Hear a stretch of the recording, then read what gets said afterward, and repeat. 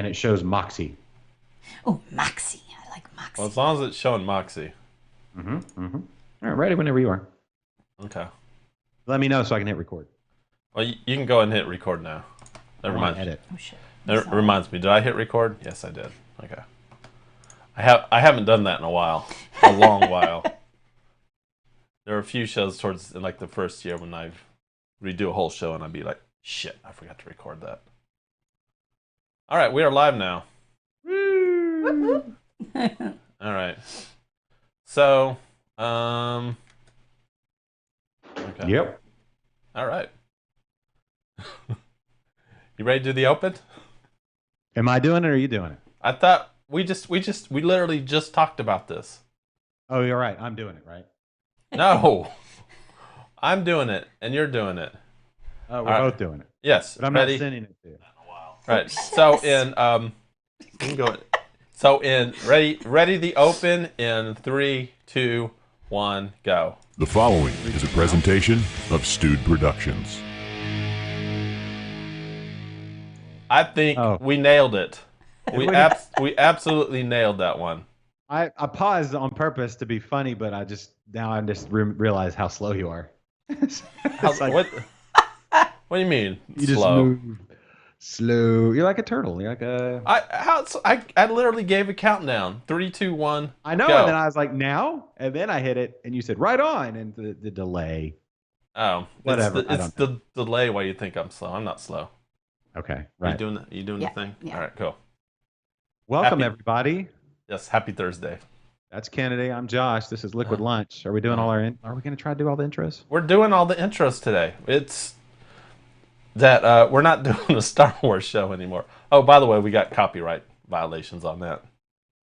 From what? The music? Yeah, I got like a Facebook notification saying that the Imperial March was copyrighted.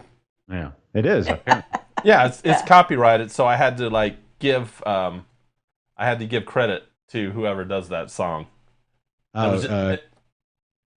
It's I don't know. It starts with a B. I thought it was John Williams or whatever his name is. No, it's something orchestra and it starts with a B. Boston And Pops. I don't know, but anyway, basically I just had to click OK, and we're good now. Well, you have to realize Darth Vader does not share credit. No, he doesn't. He's kind of a dick like that. You saw how the whole fallout between him and the Emperor. It just they don't play well. No, they don't. No, and Can't trust the Empire. Yeah, and they end up jumping down the middle of a newly constructed or a construction in progress Death Star. Right, and then they come back later in a hover round. I saw that movie on May the 4th. Got a whole thought on that one. Okay, we don't have to do that now. Let's do an intro or whatever. Let's don't do that. Who are we introducing first? You, because you're there, ladies and gentlemen. I'm remember. Josh, remember, no music. Sending to you. Okay. I'm going to play it because the people in the podcast love to hear it. Ladies and gentlemen, the guy to my screen right and your screen right and in your right ear hole, Kennedy. All right. You know what time it is. It's chug time. Grab your glasses and join me for chug. We gotta. I'm doing this. I'm doing this to a beat. Oh, I get it. Yeah. Here we go. Oh shit! I didn't have it on loop. All right, let's try this again. Chug time. Let's go. Will he make it? Is that iced tea? No, it's Raspberry Love by Under the Radar. Man, that one was super easy to chug. There you go. Was I it? like that beer. No. Oh, this is my favorite beer from Under the Radar. Can you drink that beer and not hear the song in your head? That beat? Radar. What song? Baseline? Oh, the Radar Love Radar song? Love. That's what I was. Radar Love. Radar Love. Yeah, I should- that baseline, you can't not. I should have played that song, but this beer is so good and it's so chuggable. Golden Finger? Isn't that by Golden Finger? I don't know. I think it's Golden Somebody, anybody who sings? Oh, Brendan's asking what happened to the Kennedy stash. Brendan, Yes. I had a job interview yesterday. A video conference interview, and I am clean shaven right now because I had this job interview. I tried to hold on with the stash. Julie wasn't. Julie wasn't having it. There we go. I think she's okay now. She said she let me grow it back, right? Yeah, no. And speaking of Jules. Yeah. Yeah. Speaking of Jules. I was going to say, she can't let you keep it. Otherwise, all the ladies will flock. Like a flock of seagulls. Didn't sing Radar Love. Yeah. Ladies, it looks like you got a little sun, maybe? No? Or is that just the shadowing? Anyway, ladies, the fairest part of the show. Oh, thank you. Hey, it's Jules. We need some sparkle. Sure. And a little...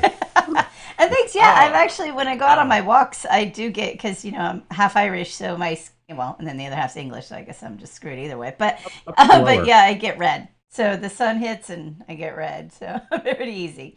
Is it upper or lower or half and half? Like I know, I think it's half and half, right side, left side. Yeah. And Josh? Yeah. Pray tell. What might you be consuming at the moment? Oh, well, is it that time again? I guess it is. Yeah. We need to do the... Yeah. All right. And hi to It's everybody. time for your favorite segment and mine, here on Liquid Lunch. This is... What you drinking? Good. There you go. That's the intro. I think... No, hi, Sylvia. I think we're doing good. I think we played that one right at the same time, too. Cool. I want to say that I'm glad we got the show started when we did, because my friends just walked in. We're trading couch this weekend. I have to run up to Round Rock to get some furniture from my mother-in-law, father-in-law. They're moving, and so we get some awesome couches and stuff. So that means we're moving our couches out. And so our friends came over to get the couches that we have for their upstairs. And now I don't have to help move because I'm doing a show. But if you see me move and carry a couch by the camera, that's what happened. But apparently this is an excuse enough. You're basically getting out of it. Getting out of it. Yeah, wow. Yeah. Dana and Brian are having to move it now. So, and not only are you getting out of it, you're getting out of it to be able to drink beer. Yeah. Oh, you know what? That is a good segue there, Kennedy. Yeah. Excellent job. Ladies and gentlemen, one of the newest offerings from one of our favorites, St. Arnold, the Sabroken Nut Island. This one is that in focus? Yeah. Oh, yeah. Perfect. Yeah. Yeah, we're looking good. Double dry hopped. Yeah. You actually. Sabro hops. It's very, hoppy? No, not like, okay, so, and I just spilled some because I went through the slow pour. My wife, Kelly, a huge West Coast IPA fan. Loves that West Coast hop bite. We were talking about this. I let her try this, and then she had an art car right next to her.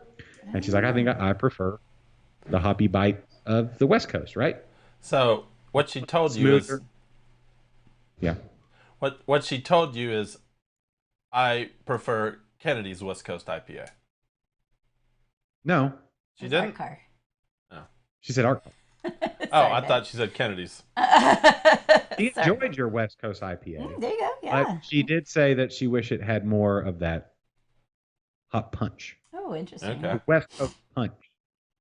So she is a hophead, a West Coast IPA type lover. Oh, interesting. But this one, double dry hopped, a lot of like aroma when they say coconut is in the name, Sabroconut. Yeah, you get it's like tropical coconut. This is it gives you the aroma of what sitting on the beach should be like. Nice. Yeah. It smells amazing, and So it smells like Florida Beach, where you walk around like the coast and everybody's got their suntan lotion on. Florida without the shame, and then so. Exactly. Yeah. So I just realized something, and my bad. We introduced Julie. Oh, but didn't talk about what I was drinking. But I failed to ask her what she was drinking. Oh, we were still talking about that was the part. We introduced Jules so everybody can, assuage or can can get past the jonesing for Jules, the Jules Jones, Yeah. right? As the Jules Jones, then Jules Jones. then we come back and talk about the beer because if you slap them 1, 2, boom, boom, then Yeah. people just hit the floor. Give So it all the way at once, then you don't Yeah. keep them hanging. Yeah, Yeah. exactly. hit with the Jules, take the edge off, come back to my ugly mug, then wade into the what we're drinking. And then go around. And we Yeah. just happen to be talking about radar love, raspberry love, because that's what you chugged. It's the same beer. We didn't have a chuggable beer today, so we have to get some. It was pretty chuggable, though. But yeah, but that's So- Beers are chuck. yeah. So, Jules, pray tell, So what are I you drinking? am drinking amber. It's actually from Sigma. It's their amber that I picked up when we went along and got their all together beer. So I picked up, and I should be ashamed I don't. The name of it's not just amber. The name of it's something else. So, but it's Sigma's amber, and it's really good. I like it. It's got a little more hop in it, so I think it's an American style amber. If I'll double check and see if I'm right, because it's more hop forward than the usual type of ambers that I like, that are more European style. I think that have less hop in them, very much at all. To be Check it honest, out. I think you Lower guys IB. know more, so you can correct me if I'm wrong. No problem. But do Yeah. you feel it's a little hoppy? Not a lot, but it's Wow. I don't really like ambers, but yes. yeah, because it's got the hop in it, basically a hoppy amber. right? I bet that's similar to Bitchin' Camaro. Yeah, so that's an American style amber, right? Is that what they call it? Technically, all ambers, the other name for American, or was an American ale. Oh, that's the day. you're right. Right, Yeah, America just leaves ale. it open. Like, there's no hard fast rule, right? So they're moving the couch out now without me over there. It's You lucky bastard. couches are pretty light. It's the like the refrigerators and the armoires. Right. Armoires are the heavy ones. You mean it's not like a queen size pull out couch, because those are yeah. That's Okay. you just leave those. Yeah, Like, that's not the house. Exactly. That's like a pool. It's not going anywhere. Yep. All Yeah, right. agreed. So real quick, this is Dogson's Amber. It's they're calling it an American Amber Ale from Sigma. All Yeah, right. if you go back to the original. Oh, sorry, Kimby. Now we have to aside. Amber Ale aside. Original, like the old school craft beer revolution here in America, which was mid '90s, when it was basically ambers, browns, porters, stouts, and then very low IBU, or not IBU, but English kind of IPAs. Was kind of where those were kind of, and then if you could find a Belgian beer that was actually made in Belgium, that was kind of it. Yeah. The Amber Ale, which was the big push then, that was, and like Boston Lager, right? Yeah. The other name was American Ale or Amber Ale, but because it has the name American in it, that just means you can load it up with as many hops as you want. Okay. And Sigma being Sigma and making delicious beers, and I love like their APA, their American Pale Ale. Love that beer. That's one of my Yes, favorites. Yeah, it's really good. I like it. I'm not a huge hop fan, but I do like some. So I think it is a nice combination for someone like me that really does like the malty styles and the amber styles, but does like some hop every one, a little bit of a bite. So it's pretty perfect, actually. Yeah. Have you tried Sigma's Porter, Jules? I don't know. I think I actually have, but a long time ago. It is one of the best porters I've ever had. Really? And I would hope, and I would think, just based on our conversation here, that it would be right in your wheelhouse. Okay. Yep. I think. Yes. No, Yeah, cool. Thanks. Yeah, no, I love Sigma beers. I love Sigma too. The brewery, it's cool, it's fun. I think they do unique things, not just like beer wise, but at the brewery they have fun events and things like that. And so anytime I can find beers that I like and a brewery that I like, it's a win-win. you know. To me, Yes. some of the best porters out there, by far, in my book, is Alex and Sydney. Oh yeah, that's a good one too. Some great porters. Oh, and sorry, Alex. Yeah, this is Sigma's. I just saw your name. This is Sigma's Amber. I drank your Sydney Shenanigans Shillelagh or shenanigans. Shillelagh. It should be shenanigans. Sydney shenanigans. But I had that last week. So, and that was very, very yummy too. I really like that. Thanks for creating another red. I love anybody that's going to create the reds, please, because we had an interesting conversation about a year back about that, where I'm like, nobody's doing reds. I love reds. Nobody's doing reds. And somebody said, yeah, well, it's not cool. Nobody likes reds, so they're just going to make IPAs. Not him, somebody else. And a brewer. And so I was like, well, that's not fair. You know, you need to open up and do some stuff. And now look, there's a lot more being done. So yeah, it's nice. So real quickly to our fans, hi to Sylvia. As always, we appreciate your viewership. Jeffrey, what's up? Matt is currently drinking a Coors Light. I don't know if I believe him. I think he's just trying to be funny. Yeah. But he's drinking a Coors Light. Abby is decorating cookies today while drinking some peach sun tea. Ooh, cookies. Beers to come later. Num num num num. Jeffrey's brewing a red for you. Jeffrey said he'll brew a red. Yeah. Oh, Jeffrey! Yay. Okay, perfect. It looks like my favorite porters in the world, Alex and Sydney. Yep.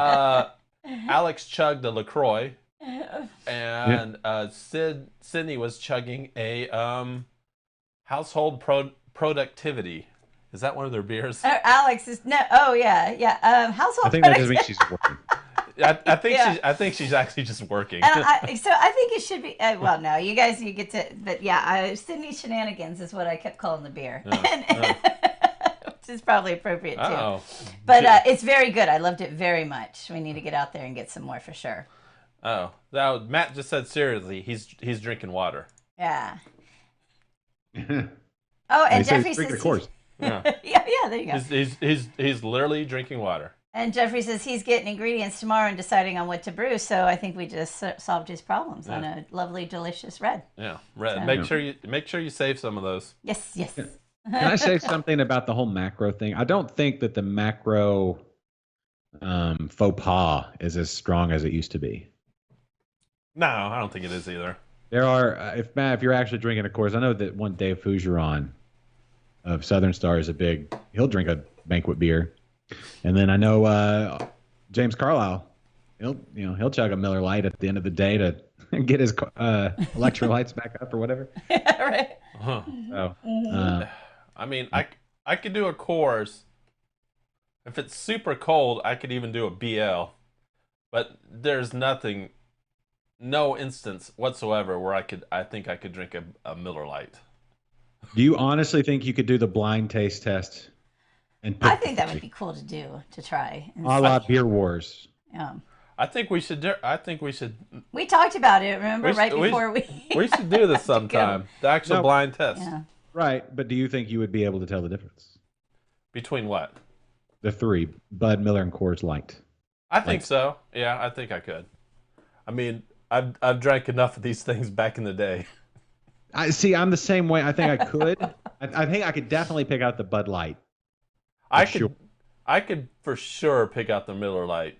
Well, do you mean like if you had all those beers, like if you had a Bud Light and a Miller Lite and a Coors Light all together, you'd be able to change? Or if you had one of those or some of those alongside some craft versions, would you be able to tell? Oh wait, huh? Oh no. What I'm saying as I hit my mic, I'm saying like we do the Beer Wars style challenge of blind tasting. You have the three. Okay. Yeah. And see if you can figure out what's what. Hey to Jose listening. Hey to Foamyhead 13 over on YouTube. Yes. Matt agreed with me that Miller Lite is like severely skunked compared to Coors.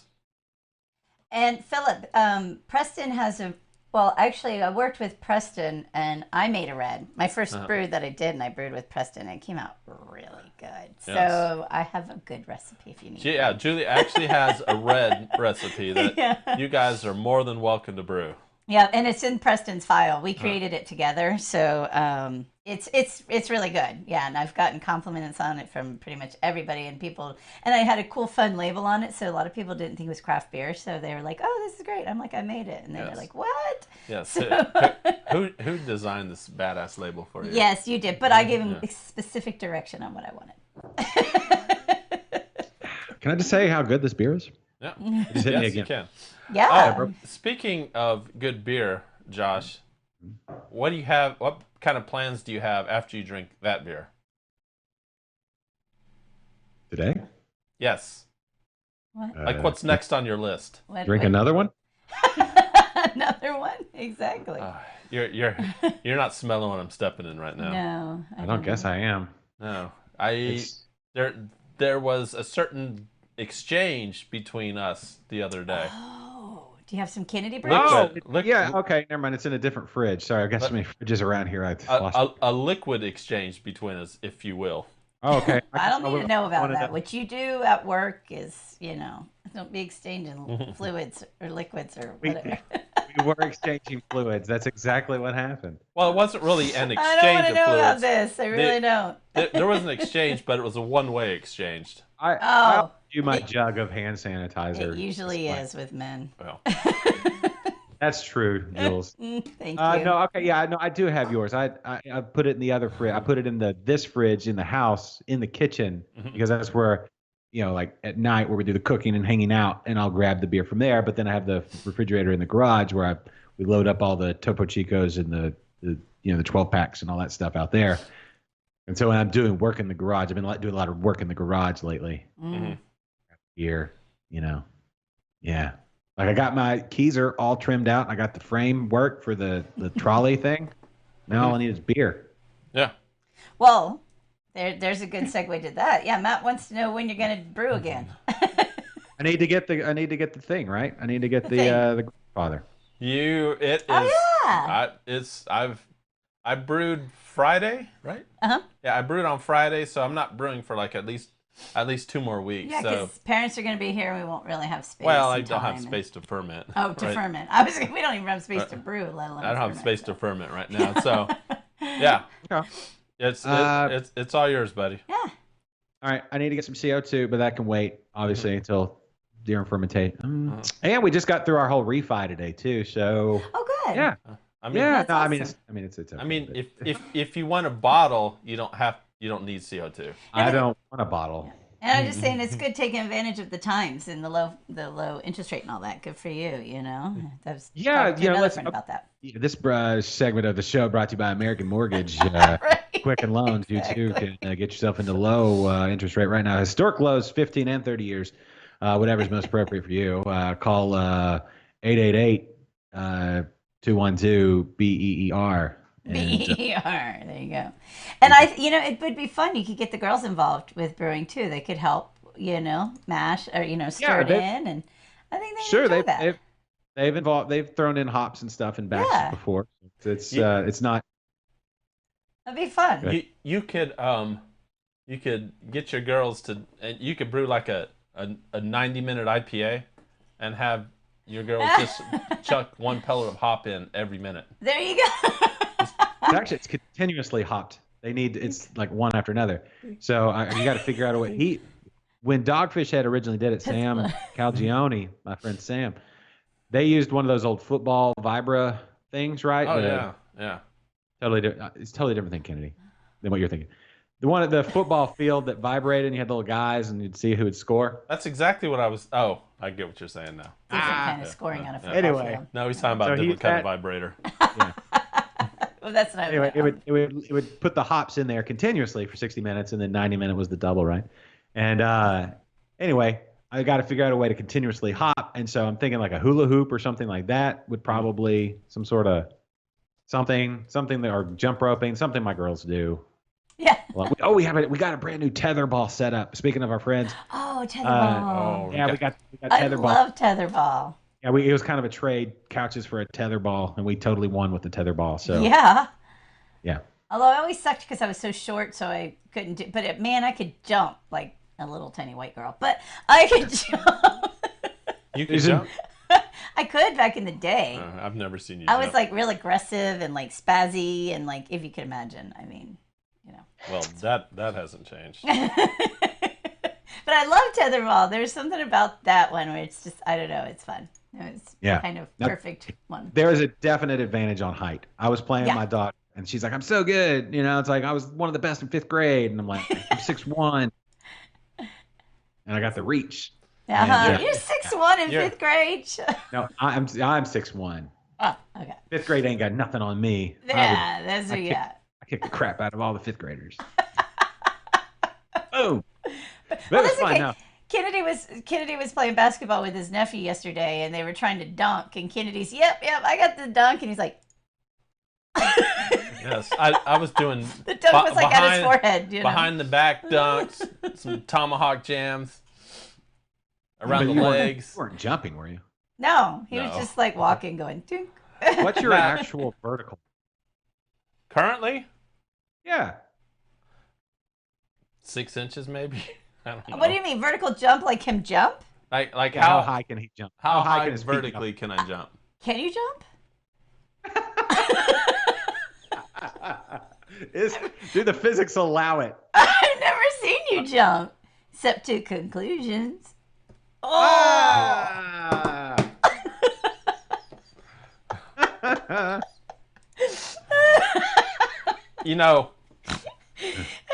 I created a game the other day. It's called Jump to Conclusions. We have all seen that movie. Yeah, white men can't jump, and neither can short white girls either, Matt. No. You're absolutely right. I can't jump to save my life. So Danny and Tom just jumped on. I want to say hello to those fellas. Hello, fellas. Yes. Hey, Tom. Tom was on our ill-fated open invitation Zoom meeting the other day. Yeah, that was. We're not doing those anymore. No, we learned our lesson for sure. No more open-ended Zoom meetings. The 9-year-olds jump on and draw all the twig and berries. And But at least we got to see what all the hype was about. And you know what? Like most things, not impressed. No. Yeah, I will say it's the first time I've been hacked. Mm-hmm. I mean, yeah, so it was like, yes, I finally get to see it really does happen. And then I'm like, oh, really? That's it? Which is kind of, story of my life. Yeah, it wasn't. I'll say that I'm sure they're not watching now. They're probably playing video games or something. Yeah, the guys that did it. They just got on, started screaming, and then they went right for the racial slurs. They tried to type out some racial slurs, and I'm like, oh yeah, see, I missed that part. I was trying to cut them off. I cut them off before they completed the word. See, I totally. I just don't think they knew how to spell it. Oh, okay. Probably. Like, dude, that's just a country in Africa. That's not even a racial slur. That's Niger. But they. Yeah, I could deal with all the twigs and berries and like bad drawings, but when you start doing that stuff, that's when it's like, yeah, no, that's not funny. Here's the thing: it's like, yes, twigs and berries. Like that could have been anybody that watches this show. That's hilarious. Like, yeah, right? So that doesn't offend us. But then too, I think with I think the whole the power of a racial slur. Like, I mean, we grew up watching Blazing Saddles, right? So we remember before everybody just lost their mind. Exactly. Right. I mean, it's not like we go around using those words, but it's like Blazing Saddles. I mean, watch it. It's it's like so it's not like, you know what I'm saying? It's like, and we all turned out just fine, by the way. Yeah, Matt, you weren't there. You were MIA for like a week. I was about to send you a text and be like, are you still alive? Because we hadn't seen you in forever. So glad you're back with us. Danny, you missed it. You can go back on our Facebook page or our YouTube page and watch our stuff. Oh, no, you can't. No, I deleted it. Oh, no, it's gone. It's okay. Yeah. We were like, yeah, no. You didn't really miss anything. It was that's the thing, right? You can't leave. You can't leave. That's the thing. You can't leave that up. I didn't. I was so focused on like kicking that guy out, I didn't notice the racial slur. Yeah, I didn't catch it at all. I noticed his masterpiece of a drawing. No. And I'm being very sarcastic there. Well, clearly Jewish. There's some stats there, like in America, when people graffiti. What was it? American. What was that? American Crime or no Crime Story. What was the American one? Vandal. American Vandal. I don't Yeah. know if these are actual stats, but when people make graffiti with twig and berries, it's in America, it's like 80% of the time it's of the circumcised variety, but in Europe, when they draw them, they're not. Oh, Oh. interesting. So it's That the other is way interesting. around. And I don't know if that's true, but it's hilarious, so I'm going to throw it out there. Yeah. And I would kind of go to Google that, but I don't think that's a good thing to Google. No, go ahead and Google percentage of drawn Yeah. dongs, circumcised versus non. Go ahead and Google that real quick. We'll wait. See what? So while we're waiting, real quick, and I'm not trying to change the subject, but I know one Matt and one Brendan went out to do a little bit of hunting Oh, yeah. here recently. Okay. How'd you guys do? Hunting of what? I don't like it. Possibly some deer. Oh, really? Like actual hunting? Yeah, like they go to South Texas, and there's I don't know if they're. I guess I could say this. So You might wanna ask they're hunting axis deer, which are in season all year round. Right. Okay. Cool. So I believe they went hunting, and I'm hoping that Brendan did better than he did last time he went hunting. Okay. You know what crazy thing is, right? Speaking of things that are in season all year round, hogs, right? I was having this conversation on the way back. We had to drive like 30 minutes to go get our deal this morning, the mortgage thing. And anyway, we're talking about murder hornets, right? Like, it's not enough to have a pandemic. Then you have to put like, Trump press conferences and murder hornets thrown in there, right? And so it's like, the world right now is crazy. And I was like, we have murder hornets, and then we also have bears. Bears are still a thing, right? People just forget about bears. Right now, bears, they're not being messed with, so they're just making more little bears. We're gonna be inundated with bears again because nobody, we're not. I'm just saying. But anyway, what I was gonna say is hogs, right? The hogs are all year round. I don't know how we got into like hog hunting or something. I saw some like 5 minutes from my house, standing right next to the 99 tollway, the highway where people are driving by at 75 miles an hour. These hogs just hanging out, and this wasn't like 5 a.m. in the morning. This was like It's daylight. 11 a.m. just hanging out. Wow, Hogs. they're normally nocturnal. Hog? Yeah. Yeah, wild hogs. Listen, you can shoot a hog provided you're not inside the city limits, I guess. But as far as like, you don't need a license. I don't know. You don't need a license, right? It's just open season. Well, yeah, I think I don't know if you may need just a general hunting license. Well, unless you're on private. If you're on private property, you can. But There's no limits. Yeah, they're a nuisance. I have a buddy, and he actually has land. They have land in like Gonzales County, and you could see where they have like cattle on the land, and you could see where the hogs just like root around and just tear up that ground. So it's kind of a nuisance for the actual cows that can easily like break a leg or something, step in one of those holes. Oh, yeah, that's true. That says you have to have a hunting license no matter what, even if it's private land. Well, I guess they can't really come and check you on private land. No, right? they can. No, the game wardens have. They can walk. They can get on private land anytime they want to. Okay, well there you go, freedom. So Somebody's got it. He yeah, does. You do okay. You do need a license for hunting hogs, but you can shoot them from a helicopter. I know that for sure. Oh, wow. I want to do that, or shoot something from a helicopter. Shoot something from a helicopter. And if I get some bacon in return, all the better. And by something, I'm assuming you don't mean people. Probably not. I'm okay with just leaving something as something. Most of those hogs you don't want to eat. That's true. That's true. But there are some that you do. Yeah, the ones that are made into bacon. Yeah. The little ones. I shot one. Let's see. I guess it's been like 2 years now. It's like 180 pounds. You did? Yeah. Oh. Yeah. Mm-hmm. I'll have to send you a picture. I thought I sent you a picture. I think you might have. I kind of remember this now. What are you looking for? Bottle opener? Oh, we didn't do the sharing thing. Now that we got everybody all talking hunt stuff, we need to hunt for some more viewers and some more, like, we need to share the love, right? So what is that? Yes, when Kennedy and I first started dating. Hold on. And I went to Boston with a friend of mine. I brought him this back. It was one of our first things. Was that saying you want him to tie the knot? No, actually, no. I guess damn, what was I thinking? Maybe it was one of the subliminal things I wasn't thinking about, and I just did. It's the brass is made from an old ship. Yeah, it's like old reclaimed brass from like the colonial days, allegedly. Yeah, it was at a little place in Boston, so of course it's got to be true, right? Is that a bottle opener?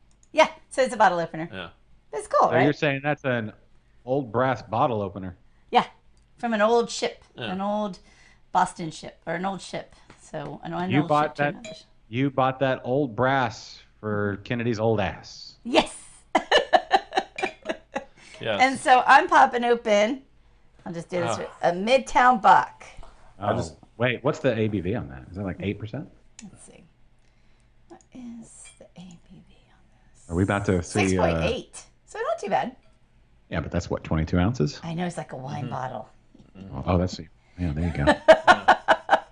Let's do an extended show today and see what this takes. Oh yeah, I figure we're going into the second hour, so let's pop. So they're kind of having a deal at under the radar. What are their bombers? Yeah, so their bombers are 3 for $18. Yeah. And so, which is a pretty good deal. Or you can get a 6-pack of their 12-ounce bottles for $11. And what's really cool about these bombers, is the label comes off really easy. Oh. So, boom! I got bombers. And that is cool. Yeah, so that was I got bombers. That was actually one of the selling points because I was like, should I get the 6-pack or the bombers? Which one's the better deal? And the guy said, actually, you get kind of a better deal with the 6-pack because of the ounces or something. And I said, but the bottles, I said, how easy do your labels come off? And he's like, oh, yeah, easy. And I said, well, then I'll have the bombers. So we'll go for that. Do you remember who you talked to there? Was it Paul? Oh, I don't know their names, but there's 2 guys, and they were like young guys, kind of younger guys. Maybe just running the taproom. Oh. JJ. They're really nice. He's from the Netherlands, I believe. Oh. Taller guy, has an accent like he's from the Netherlands. No, definitely didn't have that. He's yeah. Yeah, and then Paul's their GM. They're good dudes. I love that place because it's one of like in the middle of like the actual city. Yeah. You know? Yeah, you could like drive right by it and not even really know. Right, and then it's in a place that because of them, it's on the it's coming up. Right, that's what I love about what breweries do. They come into a neighborhood, and it's like nobody wants to build here, and then a brewery's like, I'll do anything to open my brewery, and they open in a place that normally nobody would want to go, but then people are like, I'll go there for beer, and then the whole neighborhood comes around. It's like, well, somebody needs to make pizza around there. Somebody needs to open. Yeah, exactly. You need that one person to take a chance, or see the vision. You build it, and they will come. They're perfectly nestled in that neighborhood, so they get a lot of. They're they're a really nice neighborhood brewery. Yeah, it's really cool. And you can't compete with trees, and they're all it's all shaded, and they got those big trees, and then you can play putt-putt there if you want. Yeah, I was gonna say they got miniature golf there. So it's really beautiful, and it was cool when we went. Danielle and I went. We went to pick up Sigma, and then my Sigma beers. Well, actually, we went to Under the Radar first, and then we went to pick up the Sigma beer.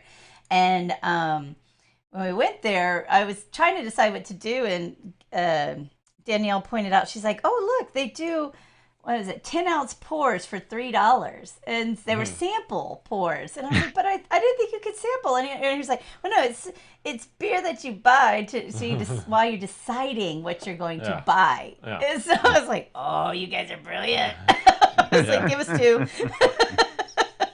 So it was cool. I don't know if I want this one. This one. I was like, that's great. So yeah, of course we did it. So I was like, way to kind of work around the system, and help us out, but helping them out too. They made money, but we really wanted to sit there and drink a beer, so it was a win-win. So yes, it is a win-win. It's a win-win-win because then we get the story too. Exactly. Hey, we got our our diehards with us today. Although Jose had to leave, he had a meeting. Mm-hmm. I hope he got a good buzz before he went in there. Wow. But we got Foamy Head 13 over here on YouTube's, and we got the people watching on Twitter. Back and forth. I've seen some people jump on Twitter today. We need to make sure that we share the love, right? Yes. That's right. Yes. And I'm gonna preface this by saying I know it's misspelled. I forgot to fix it. It's a thing now. We're just going I with forgot it. to fix it. All right, so Just go with it. all right. I love that you said that because now that with Stewed Productions, a lot of people probably got an invite to that Stewed Productions page. We're going to be offering up some, copywriting and voiceover work and graphics work by our man Kennedy here. And as long as you run the spell check yourself, it should be perfect. Yeah. That's right. Yeah. Hey, if you approve the PDF, it's all on you, boo. Yes, and Matt is right. By core viewers, he does mean Rogue Brewers. Yes, exactly.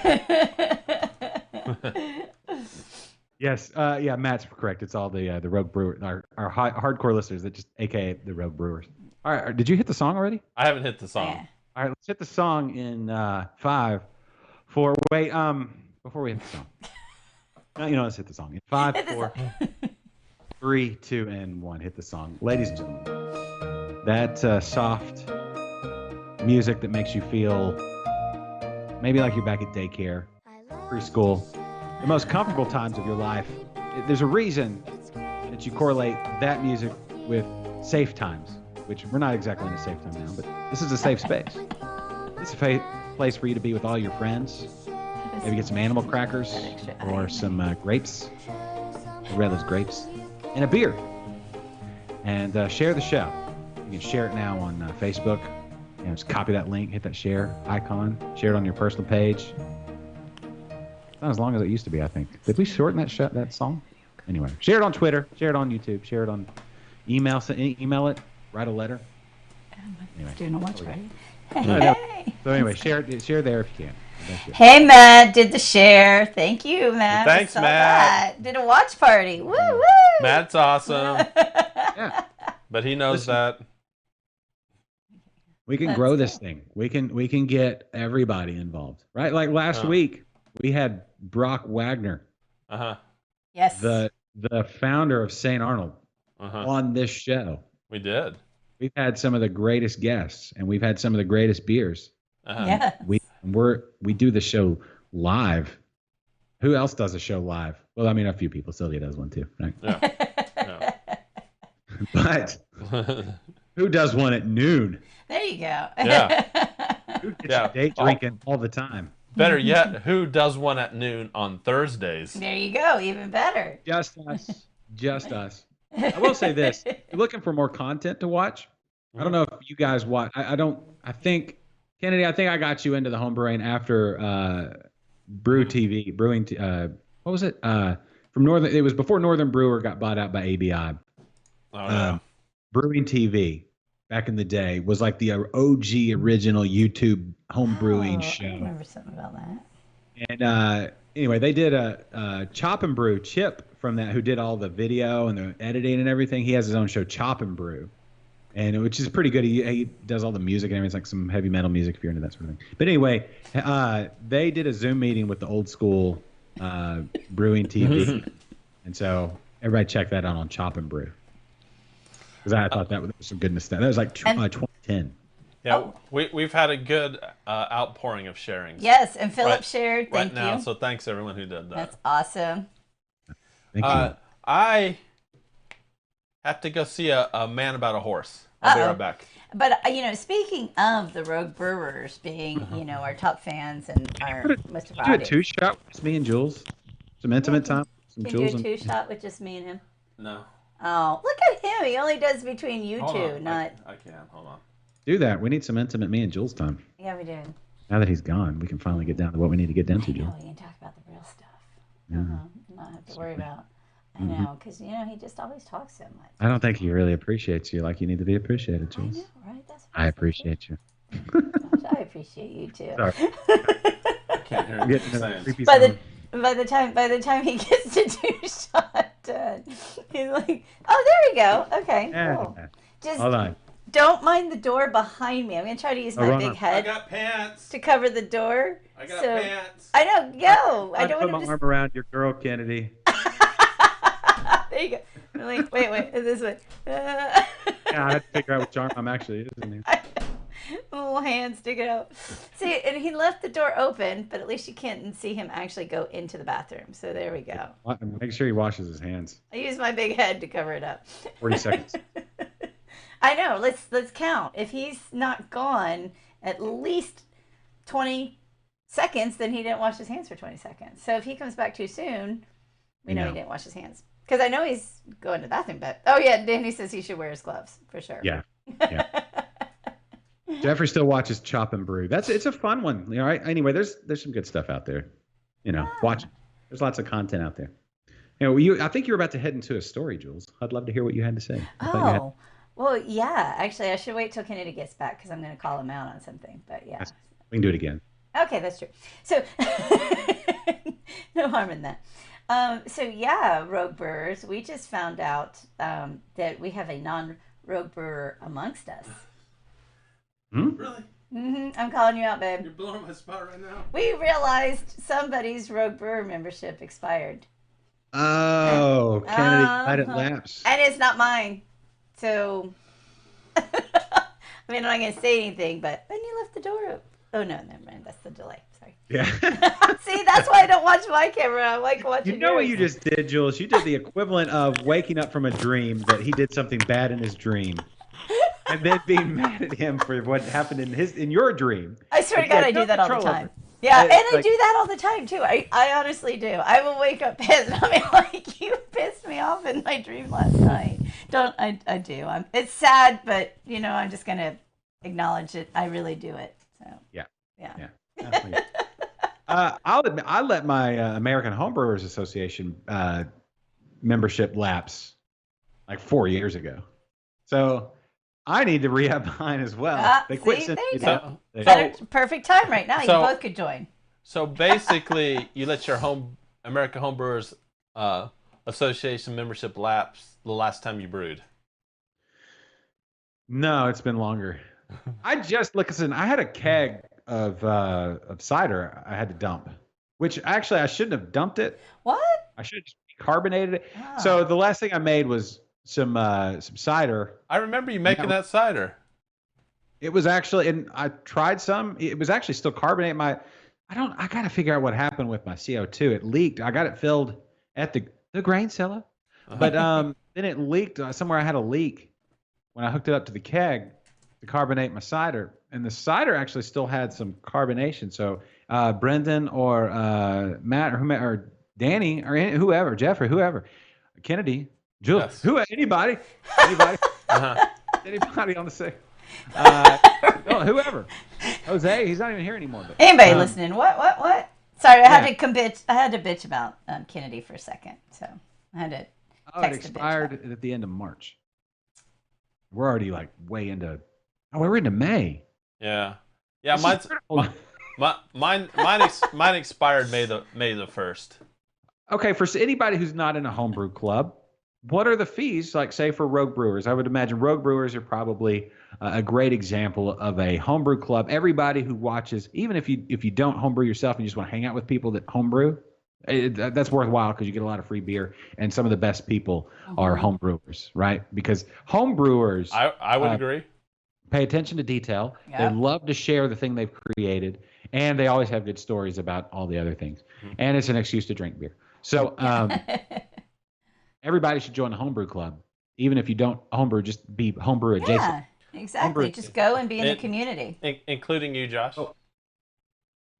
I probably should. I should probably join. And as Brendan points out, it's only $35, right? Is that $35 for the year? $35 for the year, right, Brendan? Yeah. What do you get with the $35? And he just posted the link in the comment section. So if anybody out there wants to come back to this, the link is in the comment section.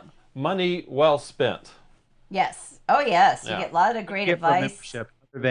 Other than the rub of just being associated with the fine people of the Rogue Brewer. Nice, Brendan. You took over our screen. Oh, wow. Oh, okay. I'm gonna leave that. It only covers my face, so it's cool. Yeah, and that is correct. $35 a year. So So what do you get for $35? You get some stickers, maybe? Brendan, do you want to chime in and tell us, or anybody else? And Matt, the operating costs of you get a T-shirt. The operating costs of a homebrew club is not free. There's like we got to pay for insurance, and that's what a lot of the dues go towards and stuff. What kind of insurance? Is it like walk through plate glass insurance? No, like leaving and a little too tipsy insurance. Oh, I thought because Preston had the big windows. How many people have walked through the glass door? Nobody, thank God. Well, I mean, I know the president of the homebrew club personally, so all the money is it's all accounted for. We do events, and so they provide food for us at these events. And that's for the money. And also for not necessarily for competition, but for what else? Yeah, there was a lot of stuff. Liability insurance for the club, yes, exactly. Yeah. And it's just good stuff to have. And there's always stuff that has to be done. And even like with doing this show, there's a lot of behind the scenes maintenance and things that go into putting the graphics together and rearranging the tins. Yeah, exactly. And doing the score, the boxes and stuff. Exactly. So there's time outside of that people volunteer for, but if there's any maintenance, like a website and things like that. Cool. All that good stuff. And anybody else wants to be more efficient with that, please help out. But you get all the beers and the T-shirt to go with it. I mean, and you get a cool T-shirt. And we're redesigning the T-shirt. And just the and the instruction or just the tips you get just from talking to people at the meetings. I've learned my brewing has gotten way better, and it's all because I'm part of a homebrew club. You take your brews there, you can get people to talk about hey, you should do this, and this.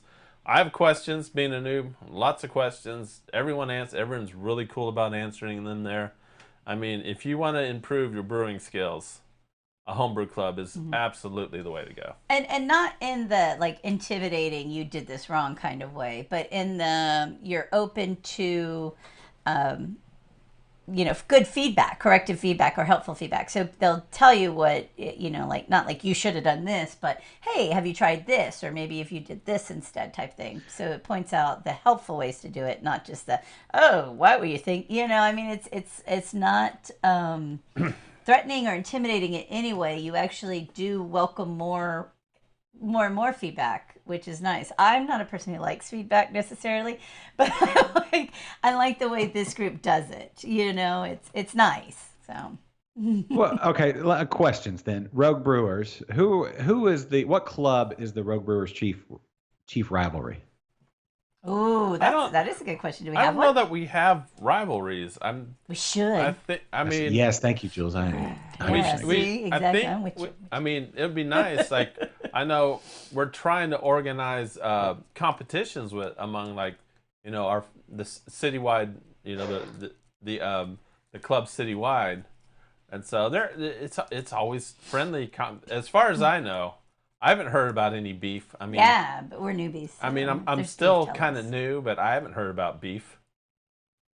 Yeah. Anybody? Do we have beef? Do the Rogue Brewers have beef? There's a beef shortage. There's a beef shortage, so that's right. I don't know. Poor Wendy's can't keep up. So do we have any salmon with anybody? Yeah. If there's no beef, do we have salmon? I mean, I've never heard about it. We're all just we all just like brewing beer and get along. And when we have you have beer as that common bonding point with all of us. So I will say that there's really nothing to argue about. Yes, even if there was a rivalry per se, there's there's the let's see, the FBI, the Foam Rangers, there's the CI, the Cane Island Ailers. Yeah. Who else we got? I don't know if since Henry closed his place, I don't know if Trub Club is still. I don't know if the Trub Club is still around. I love the names of homebrew clubs. I don't know, but no beef. Yeah. No beef. But it would be fun. It'd be a lot of fun to have. What are the clubs south of town? The Mastronauts, wasn't that one? The Mastronauts. Those were south. What's the one in NASA? That's the Mastronauts. Okay, that's Is that like that. There's the one Brendan was just telling me about this. There's one club that like got together, and their only goal is to like win competitions. Oh. Well, I'll And say so- this: like at Saloon Door. Saloon Door's, I think, the closest brewery to NASA. Yeah. Now, Oh. and so their Geeks Who Drink team. Uh-huh. Mm-hmm. They're all literal rocket scientists. Yeah, exactly. And it's like this crazy unfair advantage, but it's the funniest. It's hilarious. Like, this is not rocket science work. We know we do that every day when we go to work.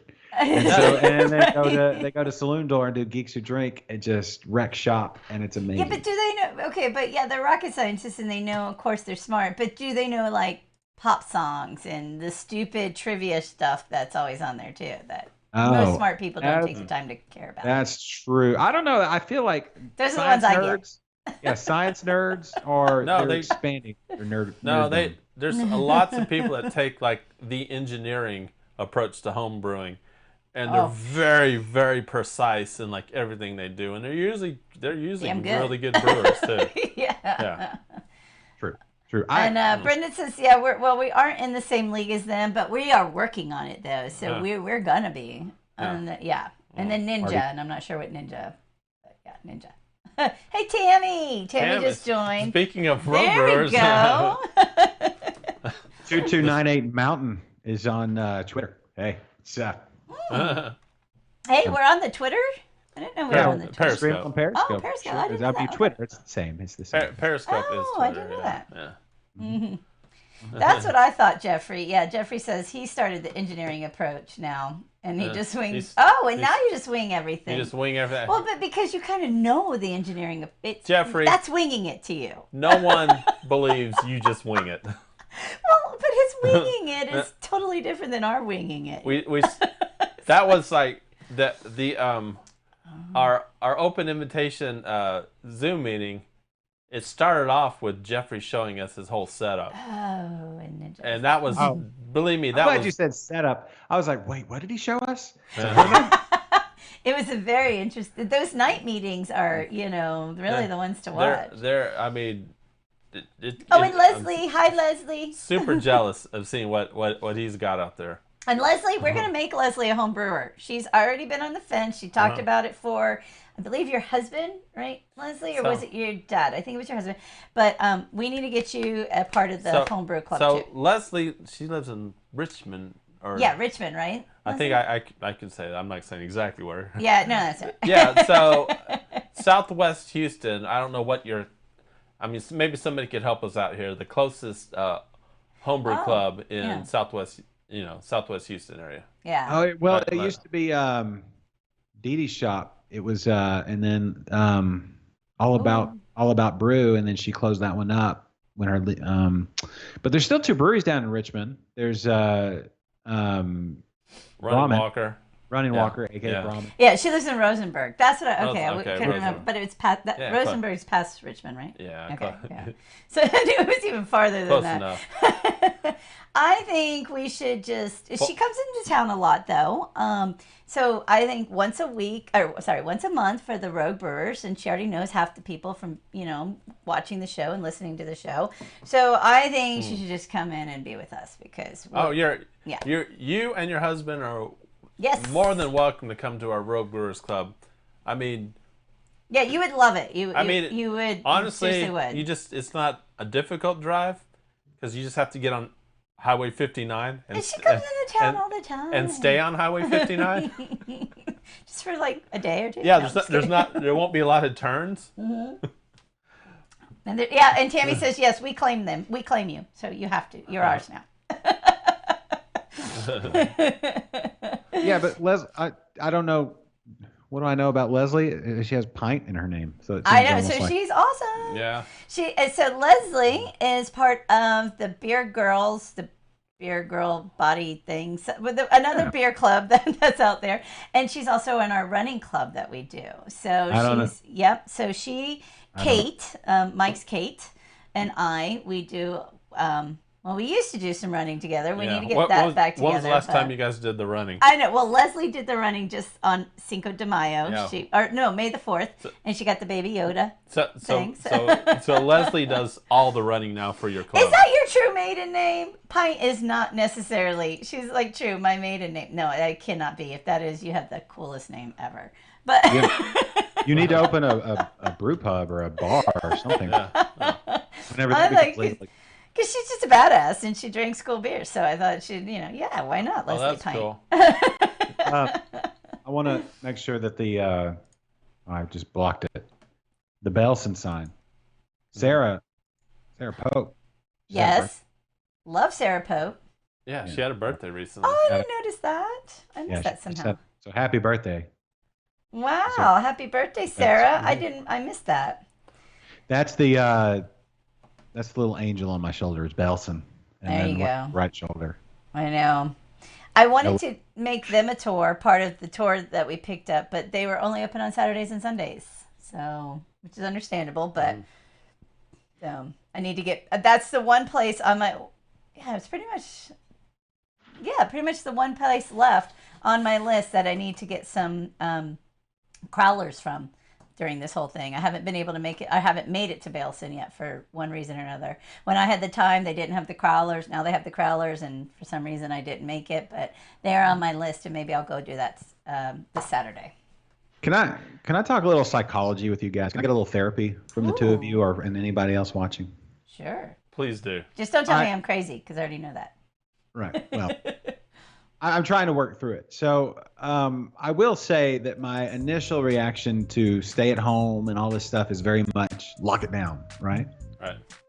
And as we see, like the lady up in Dallas, the hairdresser, right? She was all like tore up the cease and desist letter and told the county judge or whomever just to go cut his own hair.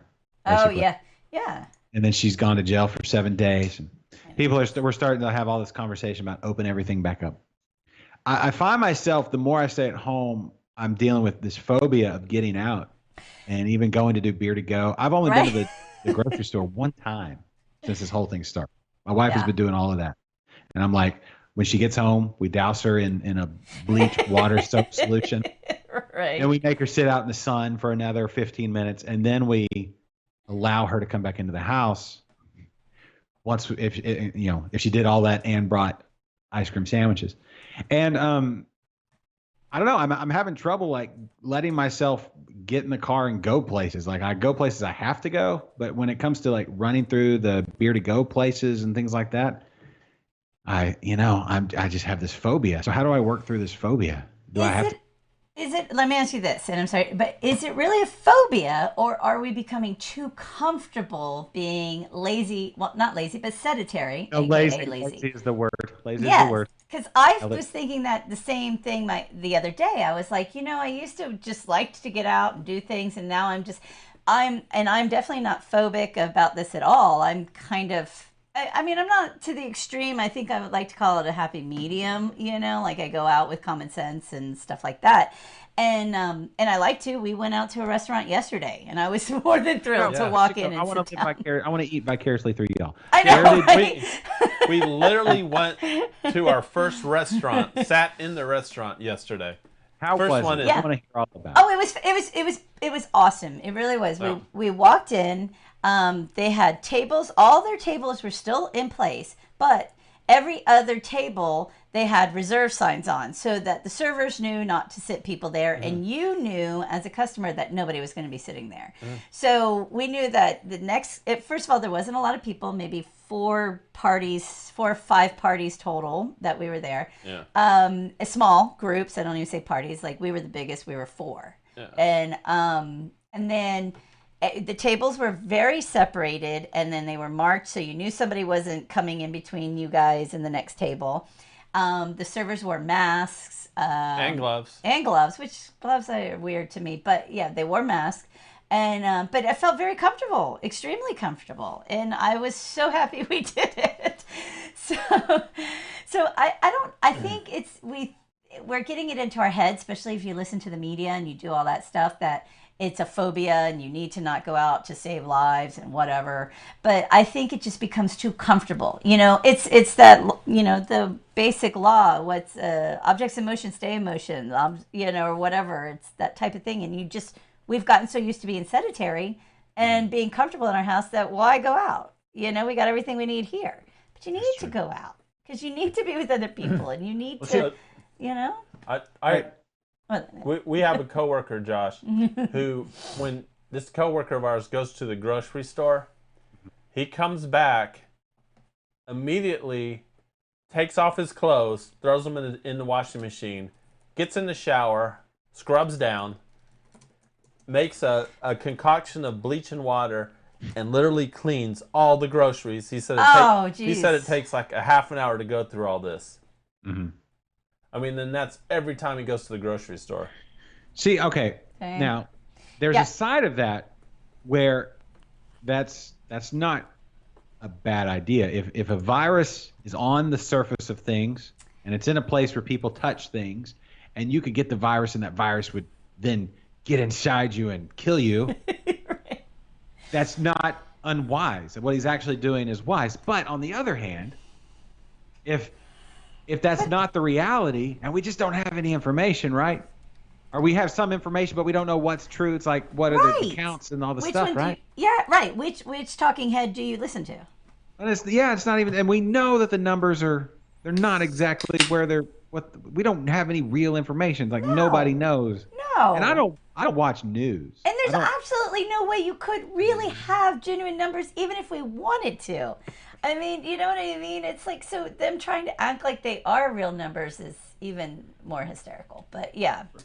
Right. And then I fluctuate moment to moment. Like last night, speaking of work, they provided masks for us at work because we're mandated. And that's fine. Okay, the mandate, right? I can just write it off to my boss is telling me I have to, and that's cool. Right. No problem. Right. It's your place of employment. Right. And they mandated it and gave you one. You didn't have to buy it on your own money. So, okay. It would be the same thing if I had to wear a uniform or something like that. Right. Exactly. Yeah. But then I try to put it on apparently my big melon head, and I felt like I put it on one ear, and then I went to put it behind the other ear, and it felt like my ear was about to get ripped off the side of my head. Because apparently I have a giant melon head. Oh. And so, one, my self-awareness is super high. But two, I finally got to see Kennedy in the flesh the other day. And I had to hold myself down in the chair to not get up and give him a very awkward hug. Like the most awkward hug. Oh. Yes, it would have been super awkward. See, guys, they really do love each other. See? I do it. He wanted to hug Kennedy. And that's the thing. I know me. I'm like this weekend we're gonna go see my in-laws to get like I said, and I don't know if I can fight off the want to hug people. And when if I go to a brewery and see my friends, and we're having a couple beers in, and by the time we're ready to leave, hopefully the beer killed off all the germs. I don't know if I can stop myself from just grabbing people and just saying, "Oh, I love you." I know. And so I don't know if I'm scared of the virus. I'm more scared of myself. I'm scared of my own feelings, Jules. I don't know what to do. Oh, I say go with it, Josh. Just go with it. You know what? The virus isn't going to get you. It's not going to get you. So what if it does? And you're going to, you know what? So if you get a little bit of a cold, you get a little bit of, there have been more cases of people coming back from this and recovering. Nobody talks about that, mind you. There's more people recovering from this than people who have died. And I'm sorry there have been people who have died, but people do die. So from other things as well. But you are going to be fine. You go out there, you live your life, you build up those antibodies, you get a little bit of a sniffle, maybe you get a little fever and you break it and you're even stronger for it. But you know what I really fear about the virus, honestly, on the real tip? They talk about your sense of smell being gone, and then I smell this beer, this Sabro Nut, and I'm like, if I couldn't smell hops, I know. What would I do? I would be so angry at myself. No, so allergies are still a thing right now, okay? And it causes people to sneeze. It causes a lot of chest congestion. So every once in a while, my smell kind of goes away, and I'm like, oh no. but it's back the Yeah, next but we're day. also in the peak of allergy season, right? Yeah. Okay, But so can you imagine not being able to smell beer? I really think about this on a daily basis. When I pour like a dry hopped IPA or something like that, and I smell it, or like a barrel aged something, and I think, oh, if I couldn't smell that, yeah. But that's oh a man, temporary. And honestly, that's only temporary while you have it. You don't lose your sense of smell for the rest of your life. I've not seen that even printed anywhere. Oh, I lost my sense of smell. That was Right. Rudy Gobert, the Jazz basketball player. He said, I lost my sense of smell. We never saw a follow up. Then I got Like my when sense. he got I it smell. back. Right. Yeah. Then I started playing basketball you with know my when you- teammates. And when you've got a it cold, stink. Yeah. when you got a cold, right? You just get a straight up good old school cold, right? You can't smell shit. Not everything tastes like crap. But give it 7 to 10 days or whatever, and whoa, there you go again. You can smell all the horrible smells and all the wonderful things in life. So, speaking of dry hopped, Oh yeah, so here he is. He's drinking the All Together finally. all together, Yep. it's an IPA Sigma. Mm-hmm. It is pretty. Yeah, talk about good smells. And I gotta say, yes, Oh, Tammy man. and Abby, I have been given hugs. I snuck some hugs into producer Perry, and I had a little well, let's just do it. Gave a big hug. I saw Mike's Kate. She walked in. I went to give a hug, and I was like, oh, we're not supposed to. And she's like, give me a hug. And I gave her a hug, and I swear to God, I almost cried. Yeah. Because I was like, That's the thing. I know that once I grab somebody, Yeah. I Like, So- I mean, I can hug this guy, and thank And God then- I do. But, there's only so much. So, 2 weeks ago, when I went and had the crawfish boil with Matt and Did Philip, you hug him? I didn't hug, but we definitely did some handshakes after, Oh. which was like literally, Which is like a guy version of a hug. which was No, it's not. That's a literally Kennedy version of being awkward.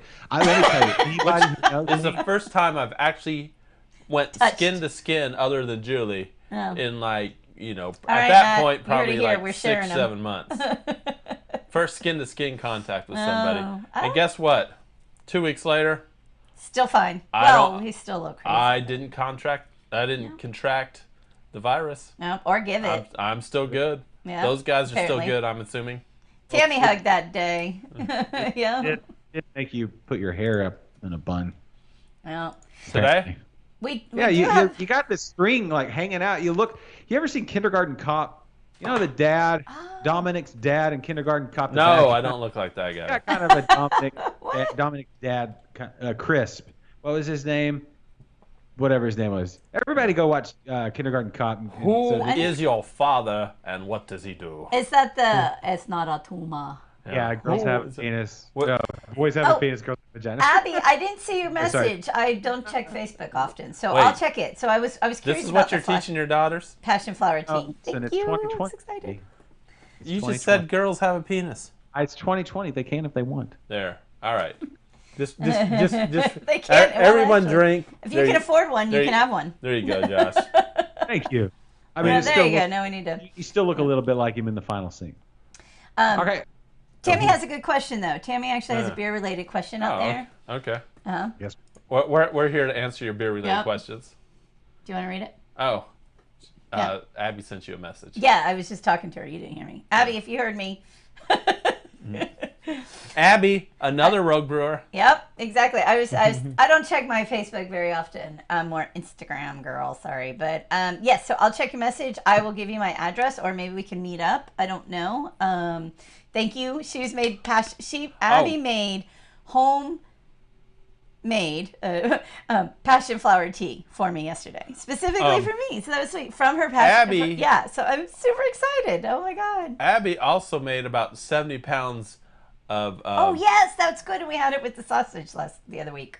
That's what of Kennedy sausage. 70 pounds of kraut. Yes. Oh man, that was so good. So We thank got you, we Abby. got a bunch of bratwurst the other day, and Are- oh man, we should. Do you think? Mm. I know. Do you think we'll have a Rogue Brewers in-person meeting this month, y'all? Because that would be a good time to pick it up. So, but Tammy wants to know if anybody else has been able to get anything from Baba. She's been trying for the last few weeks, and she misses out every time. It goes so fast, which is a good problem to have for a brewery. They just posted something yesterday. I saw Marcus posted something yesterday. Hold on, let's pull it up. There's a brand new beer coming out. And Philip, I don't know why you said. I mean, yeah, why you said daddy, but I dig it. So. Obviously, he's talking about me.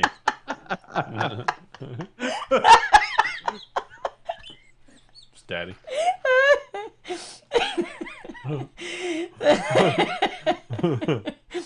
Josh, I haven't heard you laugh like that in a long time. Oh, it's hurt. It's been a long time. I don't even know. This shit needs to end. All right, no, I'm it just does. pouring. I think we're just getting started. I don't even know. No, yeah, we're just getting started. Saturday. I'm still pouring my 22. See, I'm still working on my 22. But, yeah. I've heard that before.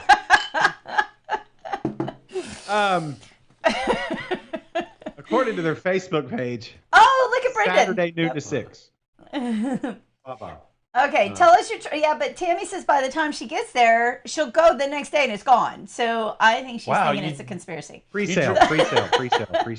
Their online order Tammy. sells out minutes before I can get the payment through. Damn. Let's see if we can do it crazy. right now. Let's see. Okay, so Baba drive-through pre-order information. Do it. Yep. Here we go. Why is Baba's like so? I know. Popular during this but time. They do. Well, first of all, I have to ask because they're a smaller brewery. Do they do full amounts of? How much do they brew when they brew? They're about to expand. They're on. I just saw Marcus point that out. They've got their normal system, which is 15 barrel. Really, 15-barrel brew house, and they're still like, wow. Listen, they make amazing beers. They do. Wow, that's what I'm saying. But it's 15 barrels, so And that's kind of smaller, right? So they sell it out really quickly. They have a lot of So that's the thing. Yeah. Probably the one brewery in the Houston area I have not been that I have not been to yet. So we need to we need to do that. And by the way, Brendan says if it's up to Preston and occupancy rules if we can do the meeting this month, but then Brendan says he'll do it at his driveway if it's a thing, and Philip offered his place as well. So I think we'll have an in-person Rogue Brewers meeting this month, and Leslie, you and your husband need to be there. Is it still crawfish season at the end of the month? When does crawfish season end? When hurricane season starts? Well, yeah, hurricane because season. they're like, I'm getting the hell out of here. Hurricane season starts, and just so everybody knows this, hurricane season starts on my birthday. Oh yeah, that's right. So that's why I never ever forget I just saw the daddy post come up. Yeah, we need some clarification for sure. Okay, so no sales on site are even allowed, so you got to jump on. Limit of 2 crowlers per brand per person. Let's see, beer pickup, drive through. Dude, have y'all kept up with what No Label is doing?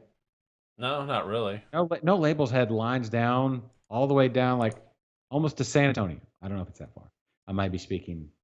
You might be right.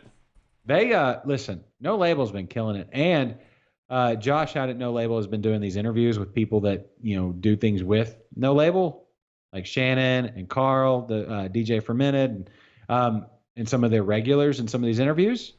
Go watch those if you're looking for some good, heartwarming, beer-related things to watch. Go check out No Label's Facebook page and all their videos. And Josh, obviously, fantastic photographer, and the lighting. We need to ask him about lighting, Kennedy. Mm-hmm. Just making some fantastic content, and not just content, but I don't know, things like experiences, video experience. Anyway, you need to go check it out. That's all I'm saying. So, Philip, in lieu of crawfish, we could also do some barbecue. There's always a brisket. Yeah, it's always brisket season if you can get some. And if you can't do that, go shoot a hog. Right? That's always legal. I can't find where you're supposed to order here. But then that's that's not on them. That's on me. Let's see. Jump on bababrewhouse.com, Kennedy. Or don't. Either way. Drive-through orders? Or order for Wait, hold on. What are my have I been making blasphemous statements again? Uh-oh.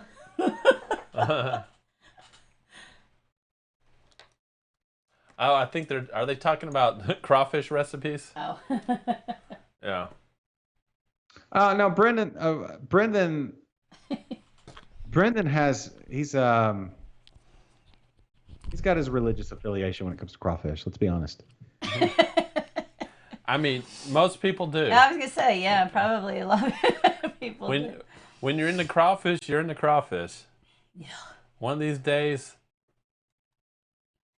So yeah, so Tammy, we need to find out the Baba thing. Yeah, so Tammy, you know what? I'm just gonna message Marcus and see what I can get back. Oh, there you go. Yeah. Tell him we want 2 of everything. Oh.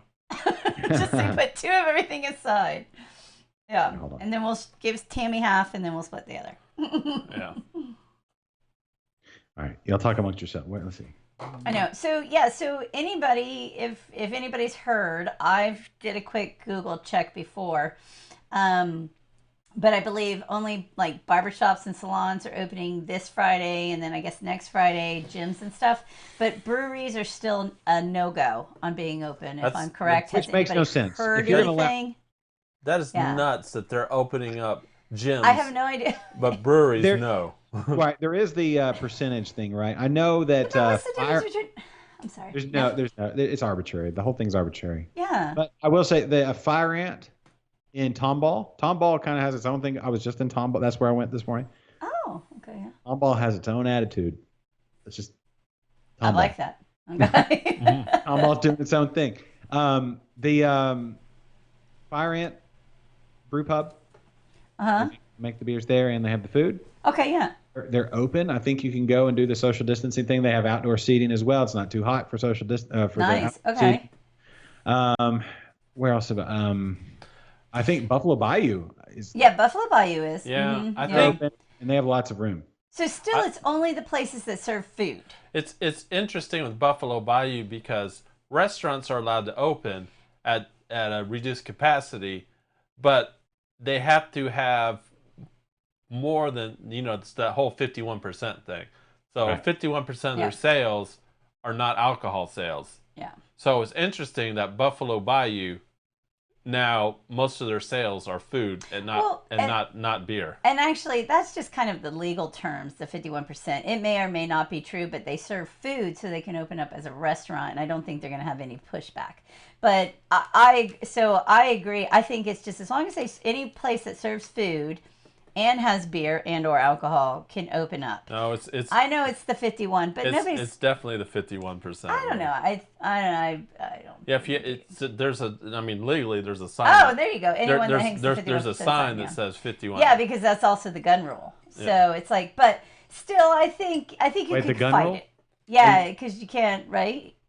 If you have 51%. Yes, if you have the 51% sign up, meaning 51% of your total sales are alcohol, you are not allowed to bring a gun. Yeah, you can't bring a concealed gun in there. So there you go. So anyone who hangs the 51% sign, that's a good kind of note too, Brenda. But if I owned a place, and let's say I was like, what's a good place? Potentially one of these small. Okay. There you go.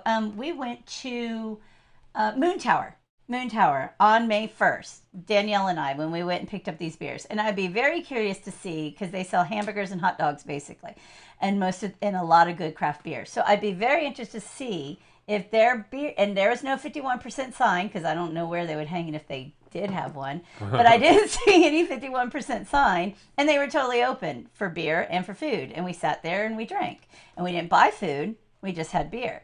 So that's kind of my point, and I would do the same if I was an owner of an establishment that had food and beer. I would open. I'd be like, yeah, come and prove my 51. You want to see my tax records, whatever. But I mean, I think right now, trying to get in these people's heads, which is, a scary place to go. But I guess they're thinking food, you go in, you eat, and you leave. But not necessarily. You go in, you eat, you drink more because now you got a full stomach, so you're okay. You're like, I drink more. So I guess that's the difference between an establishment that serves food as opposed to an establishment that doesn't serve food but serves liquor and or alcohol and or liquor.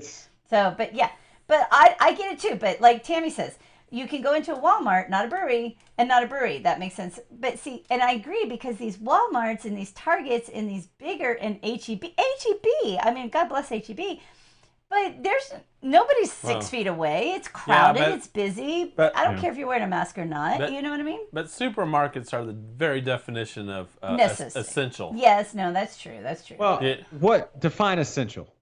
Food. You need food to live. You need food, but anything that you need, right? I had to go into Lowe's the other day because we needed to fix our toilet, and that place was packed. You can't live without a toilet, can you? Oh, so you actually did make it out, other than like work. I masked up, and then did you mask and glove up, or just mask? I masked up, and there was a little bit of panic. I've had panic attacks here on the show. I don't know if anybody ever. I've had panic. Oh, yeah. There's a little bit of panicky, like. And what I do is I kept my sunglasses on because if everything's darker, then it's safer. And I had my. If they can't see it, it's not true, right? Yeah. Right. I had my earbuds in and my face mask, so it's basically every hole in my head was filled except for my nose. And I probably should have just walked around like that, right?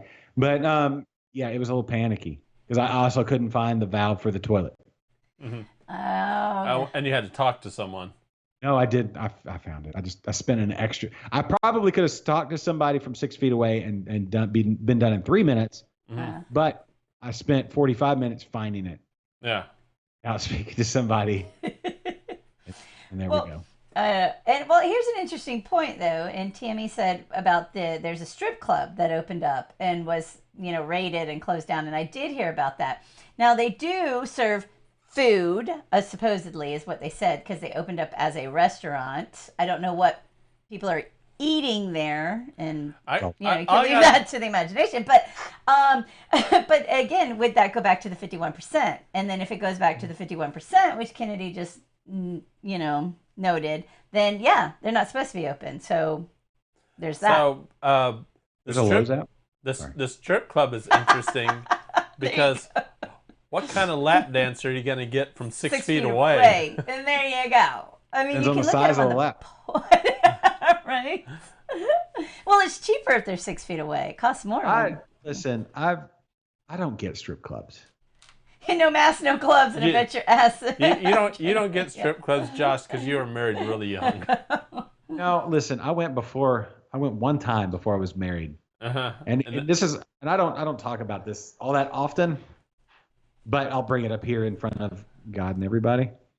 I went once back in Memphis a long, long time ago. And when I went in, what was that place called? Well, you went to Memphis. What are you saying? What is it? I don't know. Are you about to make a disparaging remark about I don't know Memphis, Tennessee? I don't know anything about Memphis. I'm just kidding. I know. Actually, I hear Memphis, Tennessee is kind of cool. I mean, you may get murdered, but other than that, really? It's like Memphis. I thought. Yeah, Nashville's the good one. Sorry. Memphis has a lot of murdering. There was Elvis like 70 years ago, and now it's all the murders and there's fried chicken. Gus's fried chicken. But Memphis barbecue is. You know what? Can I be honest with you? Yeah. I like the ribs in Memphis are better. Mm-hmm. What? And Tammy says she does. I got just a side note because I got a. Image I got to put in your mind. So Tammy says, I don't know about the distance, but I know they were stripping with masks on. So I do. That's pretty. Oh boy. That's pretty fucking awesome. Where are the masks? Where are they putting the masks? And Brendan, good point there. In quotes here. Let's get boners together. Yeah. That's great. I don't understand. When dudes gotta, I'm so scared of this world. I am so scared of this world. Strip club with your buddies. Let's get boners together. Yes, Danny's right. The first 48, which if you've ever heard the Tom Segura stand-up special about the first 48, it's because if they don't figure it out in the first 48, it's just like, that's old. And that's they're just done. It's that's no true. Shit. Is that right? And that's right. It's Memphis. Because I was thinking, okay, yeah. That's true.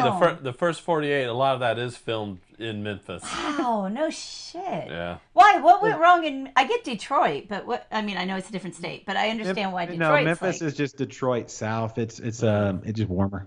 It's just warmer. Which that says a lot because the heat I get it. I want to kill some people. No, there's some cool, like the Beale Street Music Festival was always fun. All that kind of stuff. There's some good beers that come out of Memphis, Ghost River Brewing, and all that. There's some fun things in Memphis, but just find yourself in the wrong spot. FedEx corporate headquarters is in Memphis. The old Pyramid, where I've seen lots of concerts, including Creed. Oh no! Well, there you go. That explains a lot. Hold on. Whoa. Hold on. We're not sugarcoating this. Yeah. You actually went and saw Creed in concert. Yes, it's when I worked at a radio station. Got a free ticket. Paid money. No. Okay. No, did not pay money. Even if it was free, you went and saw Creed on your own volition. It was a group. I mean, you was it like a work freely walked through the front gate to go see Creed. This was 1999. It doesn't matter what year. No, it does matter. They suck. They always suck. They sucked from the very beginning. Exactly. Listen, you don't understand that they rocked the Pyramid the way only Scott Stapp can rock the Pyramid. Oh and those words. The way only Scott Stapp could rock a pyramid. Those words just came out of your mouth. And opened. Let's see. It wasn't. You mean with arms wide open? Yes. No, I'm saying the opening act. Yes. Where's my yellow raincoat? Wow.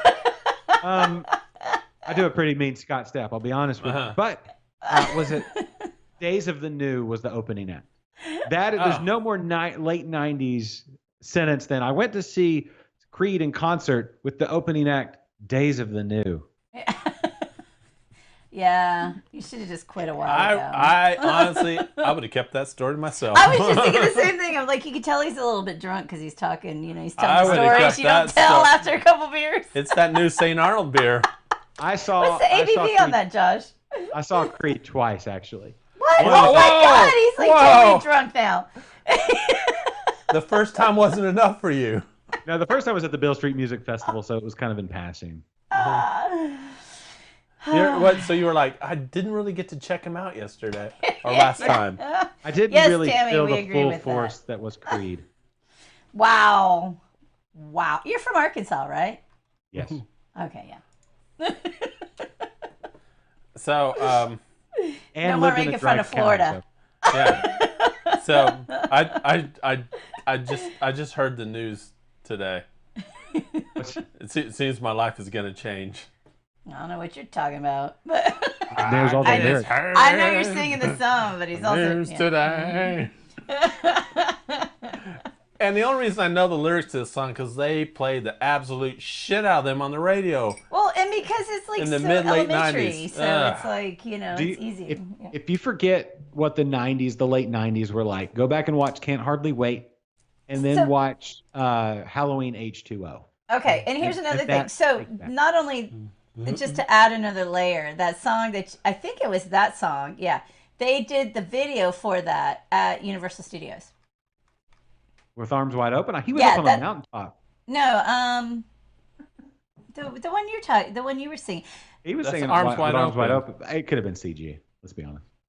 No. He actually went there because, of course, there's always a Florida tie to anything that sucks. But they're from Florida. They're from Florida, right? Aren't they from like Orlando? I think they might be. Yeah, I don't. It wouldn't surprise me if they were from Orlando. Yeah, I think not they that are. like. Not that bad things come from Orlando because... Yeah, no, because a lot of good things do. But I do remember because I was working there. Because there are a few good things that come from Orlando. Some very good things.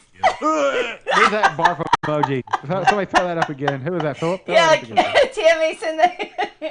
Oh, hey, Philip, what are you talking about? Now, Kennedy just dropped a free runs too? What? Because of good things from Florida? So I hope that's not why. But yes, but they did. They filmed it there. It was at Mel's Drive-In. It's the video where he's there in the water. He's sitting in a booth, and then all the water breaks through. Yeah. Right? I'm drawing a blank. I'll find it. Hold on. Everybody left and just went to on YouTube just to look for Creed videos. Yeah. Yeah. Okay, that was their biggest hit was with Arms Wide Open. And no, what was the other one? There was With Arms Wide on that second album. This was when I was a DJ at Z100 Rocks. It was With Arms Wide Open, and It's not that one. what was the other one? The water one you're talking about is the one before that. And I can hear that. Oh, My opening, Sacrifice. I think that's it. Yeah, because what'd you that's Mills. I can see it in the background. He's right there. It's the clip on Vivo, and I can tell that's at Mills Diner. Yeah, that's at Mills Diner. Can you take me? Yeah, Higher is that's the first song that came out. Yeah, so this is that's the Can you take My me Sacrifice. higher? Yeah, the official video, and that's at Mel's Drive-In at Universal Studios, and they closed the studio and they did the filming. Yeah, it's an actual studio. Matt, we are not gonna all pitch in and watch it together. No. Yeah, the whole Creed's, video, because that's watches Battery went Park, and if you 7%. if you want to see Universal Studios, watch that video. That's all I'm saying. Yeah, that was Pete Creed. Or bottom of the barrel Creed. Same difference. Yeah, Philip, I know too much about the video because I was, and unfortunately I do because I worked there at the time, and we had to close everything down, and I couldn't do anything within the radius of where they were filming, which happened. You're saying you were under a Creed-demic. A Creed-demic, exactly. So you're saying the day Orlando had an acute case of staph infection. Staph infection. Yeah, we did. Yeah.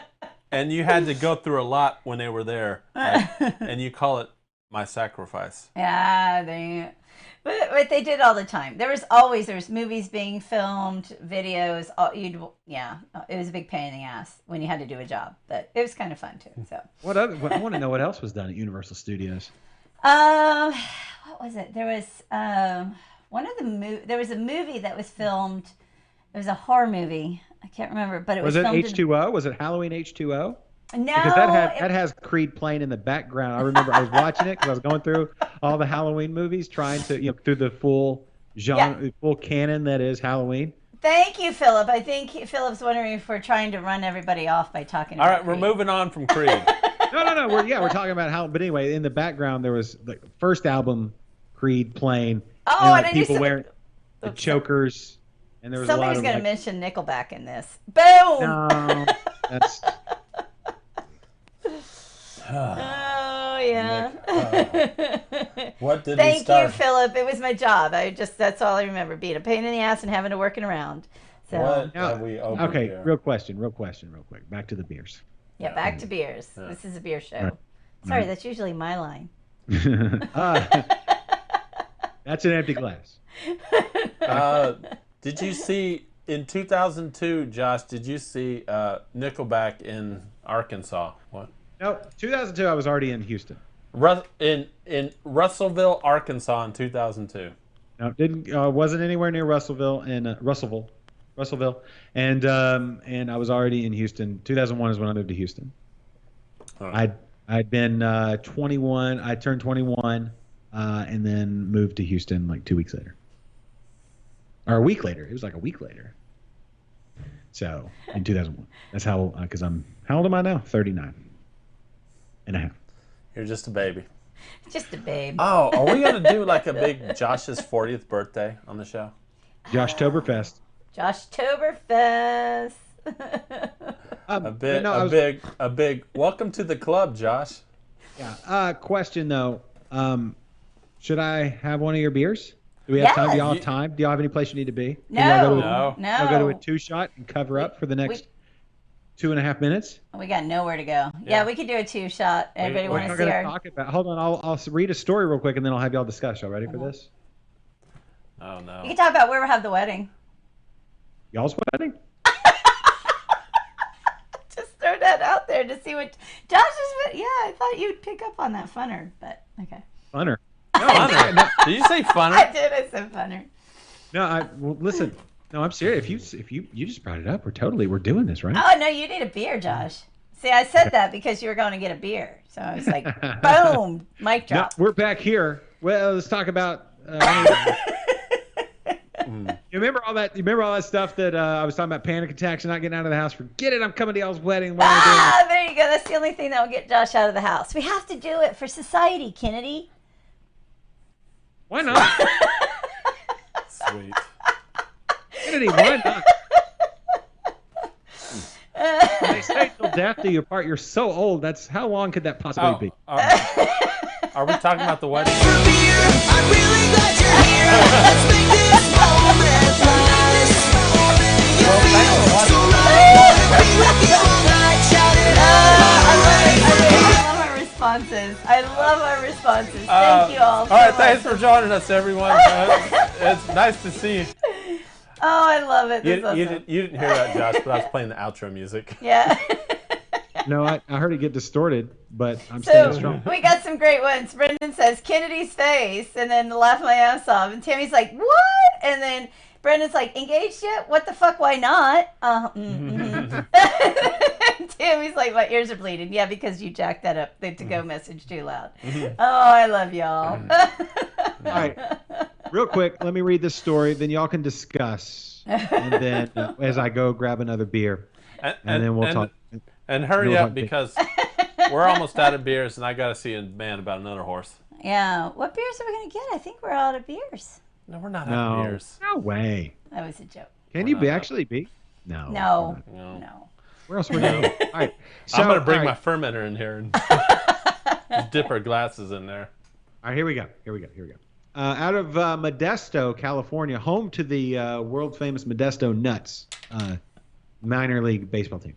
I don't know if you knew that or not. It's a wine heist like you've never seen before. Modesto CHP arrested Gabriel Moreno after he allegedly jumped on a moving tanker truck carrying bulk red wine, climbed under its belly to unscrew a valve, and drank the wine as the truck traveled up Highway 99. Video of the wild ride was recorded on the Cherokee Freight Line's tanker truck Moreno allegedly targeted. The dash cam video shows Moreno in a sedan putting his hazard lights on, directing the truck to the side of the highway. The truck driver pulls over, believing he may have a medical problem, only to see Moreno get out with only his underwear on. Oh, Jesus. The camera shows Moreno running to the passenger side of the truck and out of view. As the truck driver pulls back onto the freeway, another onboard camera captures Moreno jump back into view, then on the back of the wine truck. With no shirt and no shoes, should have had no service, he rides on the side of the tanker. The video then shows his climb underneath the truck as it hits freeway speeds. That's when the driver noticed a dashboard gauge showing he was losing fluids. Use this, Kennedy. Like, is it accurate? And he's like, it depends. Hundreds of gallons of wine. So he called the CHP. I've listened to thousands and thousands of calls, Modesto CHP officer Tom Olson said. This one's up there in the top 10. The truck driver allegedly found Moreno in an unusual position. Moreno had unscrewed a valve underneath the truck as it was traveling north on Highway 99. He sent the tanker's wine gushing and Moreno gulping as much as he could. The individual was able to release the wine from under the tanker, and he placed himself underneath the tanker in such a manner. The best way to describe this was somebody doing snow angels. The Highway 99 red wine heist, big and bold, with a finish in handcuffs. This individual got exactly what they were looking for immediately, Officer Olson said. The truck company says they lost about 1,000 gallons of red wine, most of it ending up on Highway 99. That is enough to fill about 5,000 bottles of red wine. And that is the story. And that's the way I heard it. And that's the way. Now, to the two-shot for the discussion. How much red wine will you have at your reception? Kennedy. Jules, go for it. All right, let's talk about this. BRB. We will need a lot of red wine. I'm thinking actually 2 kegs of craft beer and some red wines. I think we get, some home brews. Maybe we have a competition. Maybe we can get Brendan and Jeffrey to make beers for us. We get all the home brewers to all brew a batch. Yeah. A special batch. Yeah. Can we do that? And so we have... And then we just have all the kegs in a cool kegerator. We have a nice kegerator that's going to hold everybody's brew. A bunch of 5-gallon kegs. And then maybe we could ask everybody to do a different style of beer so we would have all the differences. And they're all all the names of the beers are going to be... Like Kennedy and Jules related. Yes. Yeah. What do you guys think? Would All that be awesome? All right. How cool would that be? Brendan says no problem. Yeah. Tammy says yes. Yeah. Okay. Okay. So we need to start, and then everybody does a different style. That would be awesome. We could like 5 gallons of, if we could get like 5 or 6 different styles in a 5-gallon. You realize my parents would freak out about all the drunk people there. They won't be drunk. And are you kidding? Oh, they won't be drunk. Half my family would be like, hey, we ran out of beer. So they're just going to have to figure it out. So The point is... yes, and Brendan, there you go. Brendan says we can borrow his 8-tap keezer. Okay, Yeah. boom, we got 8. And Matt says he's in 2. So, and Brendan says, but only for y'all's wedding. Exactly. Oh, yeah, no, it would be for that, for sure. 8-tap keezer. Oh, Yeah, so we need I like where 8 this is different going. brews, which we could do 8 different styles. Uh-huh. And it would all be home brew. Oh, that'd be awesome. At first I was thinking we could like do it at a brewery and have the brewery people. But no, I like the home brews. No, if we Yeah, do it all homebrew, we're going to... Yes, and we need a milk stout. Philip, can I ask a huge favor? Can it be like a good Irish kind of stout? Because, you know, half the fam's going to be that. So if we could have something like that, that would be super Somebody's cool. going to have to do an Irish red, and somebody's going to have to do an Irish stout. Yeah. Yeah, please, please, please. But Matt says you got to put a ring on it, Kennedy. So, and Jeffrey says, I guess I'm in. Poor Jeffrey, because I nominated you, so thank you. Of course you're in. Of course you're in, Jeffrey. And Philip says, who cares at your wedding? And Abby says, thumbs up. Oh, Abby, could you do something cool with like the passion flower? Like maybe some kind of cool Kolsch or whatever your favorite style is, but maybe with a twist with the honeys or passion flower or something like that. That would be cool. Or passion fruit, yeah. But that would be cool. Like, if, oh my God, that's awesome. I love that idea. If we had it, that is, oh, that's so awesome. That's so awesome. I got to go to the bathroom. Oh, and Matt says he'll make some wine. Ah, that's it. Yes. Oh my God, this is even cooler. Josh, we just planned our whole entire reception. Oh. Yeah. And hold that thought. I got to charge my laptop before What are it you dies. doing? Just let me get my battery. Oh. I'm so excited. So when's it happening? When's it happening, Ken? 2025. 12. Wait, what are we at? 22. 22. 22. 22. Wow, I'm surprised she said 22. So what else do y'all have to do? Let's just do this. That big, well, we want them to perfect their recipes. Yeah. What? I must have missed something. We're Please. giving everyone time. Yeah. Yes, thank you.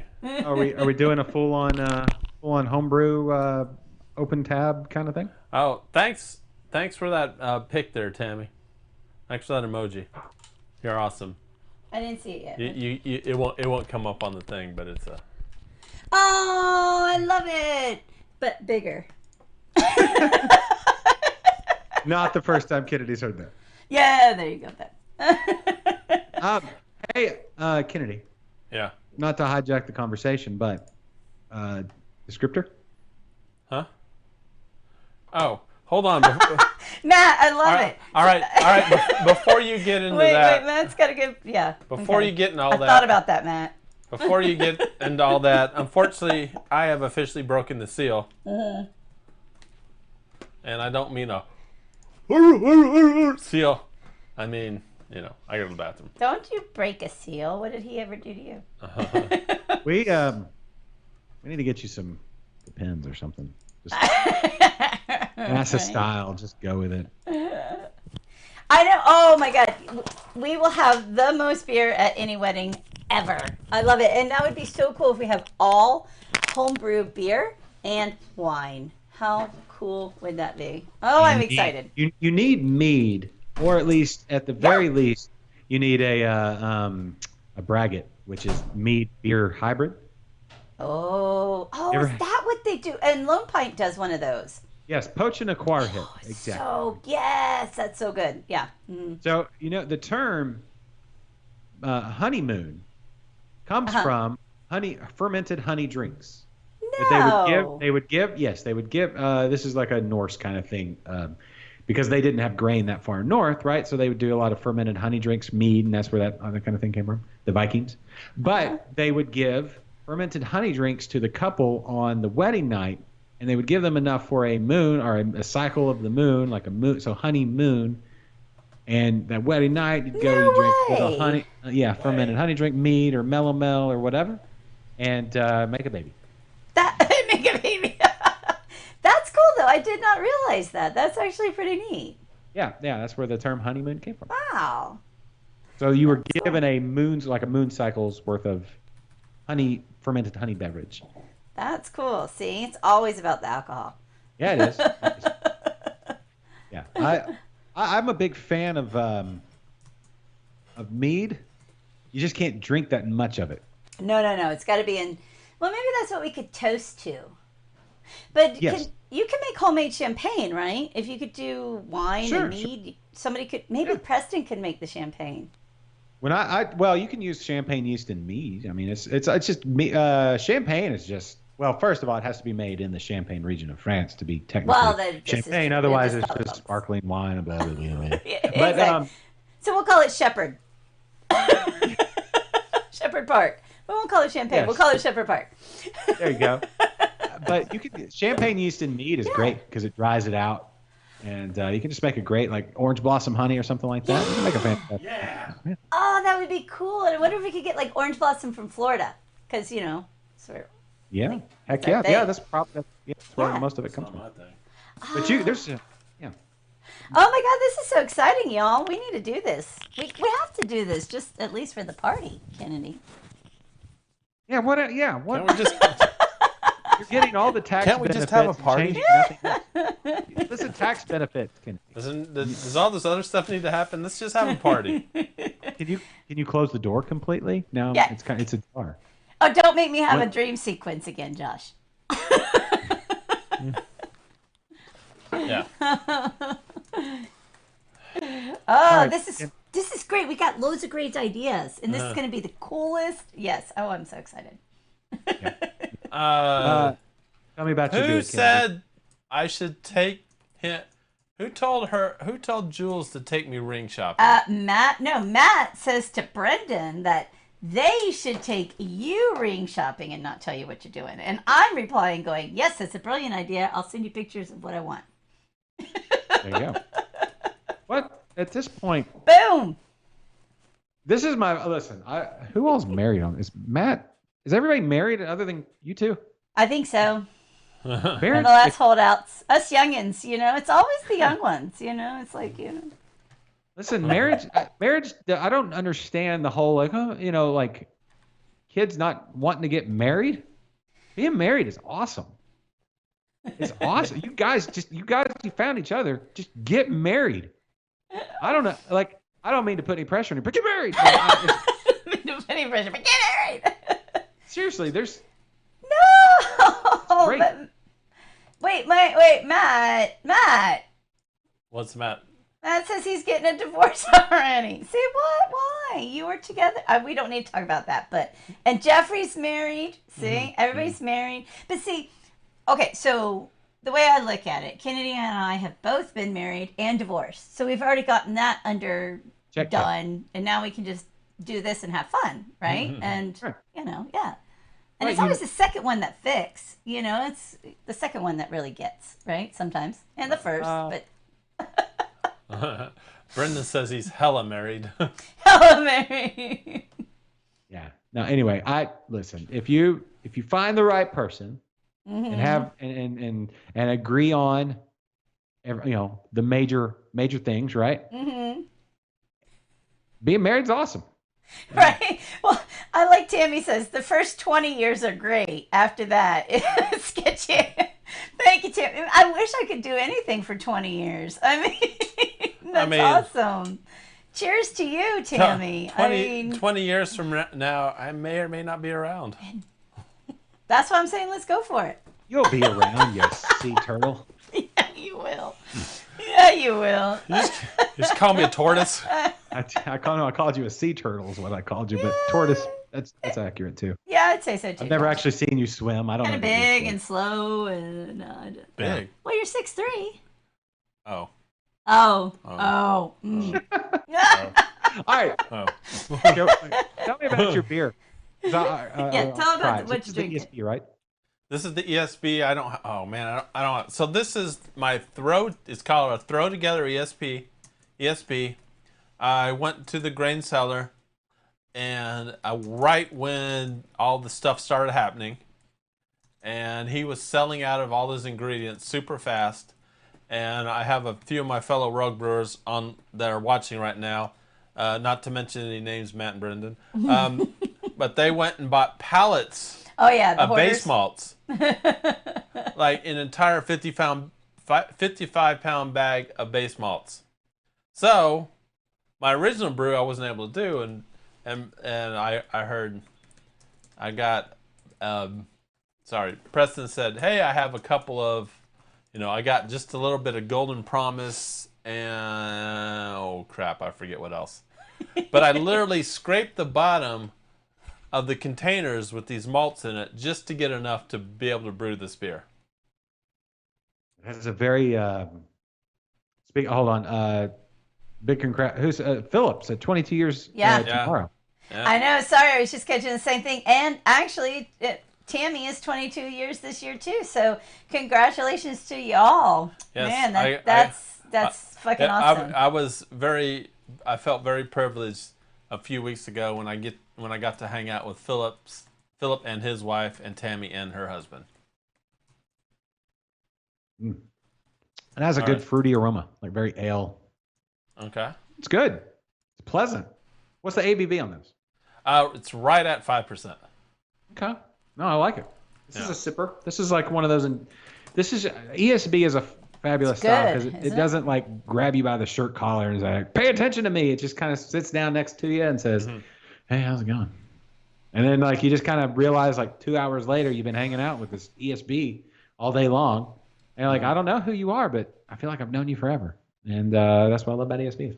Now, I would have never brewed an ESB if they weren't out of all the base malts. Which I'm so happy though, because again, it's one of my favorite styles. Yeah. So I gotta give a shout out to my friend David, an former coworker and buddy of mine, David Morton. He's been in Shawshank for 31 years. So I guess that means he's been married for 31 years. But is he just looking for that poster to? Red would say I'm institutionalized. Yeah, he's looking for some redemption. He's more like Brooks. He's more like Brooks or Red. He's not. And thanks for watching, David. I didn't even see you pop up. How you doing? What's going on? All that good stuff. Oh, all right. So maybe it wasn't Brendan that took all the. And they're saying it's bags, not pallets. I'm just trying to exaggerate to make the story. And better. Jeffrey bought bags of malt. There you go. I'm all for the malt. Buy the malt. Buy the malt. That's good. I like that. Oh, and Preston just joined us. Preston. Hey, where you been? I was just going to tell David, who just joined us, about our new a plan we have going. But Preston, you're a key part in this too. Preston, can you make? Preston, thanks for helping me out with this ESB recipe. It ended up being really good. Josh? What do you have to say about the ESB? He doesn't want to talk about why I need a Shepherd Park.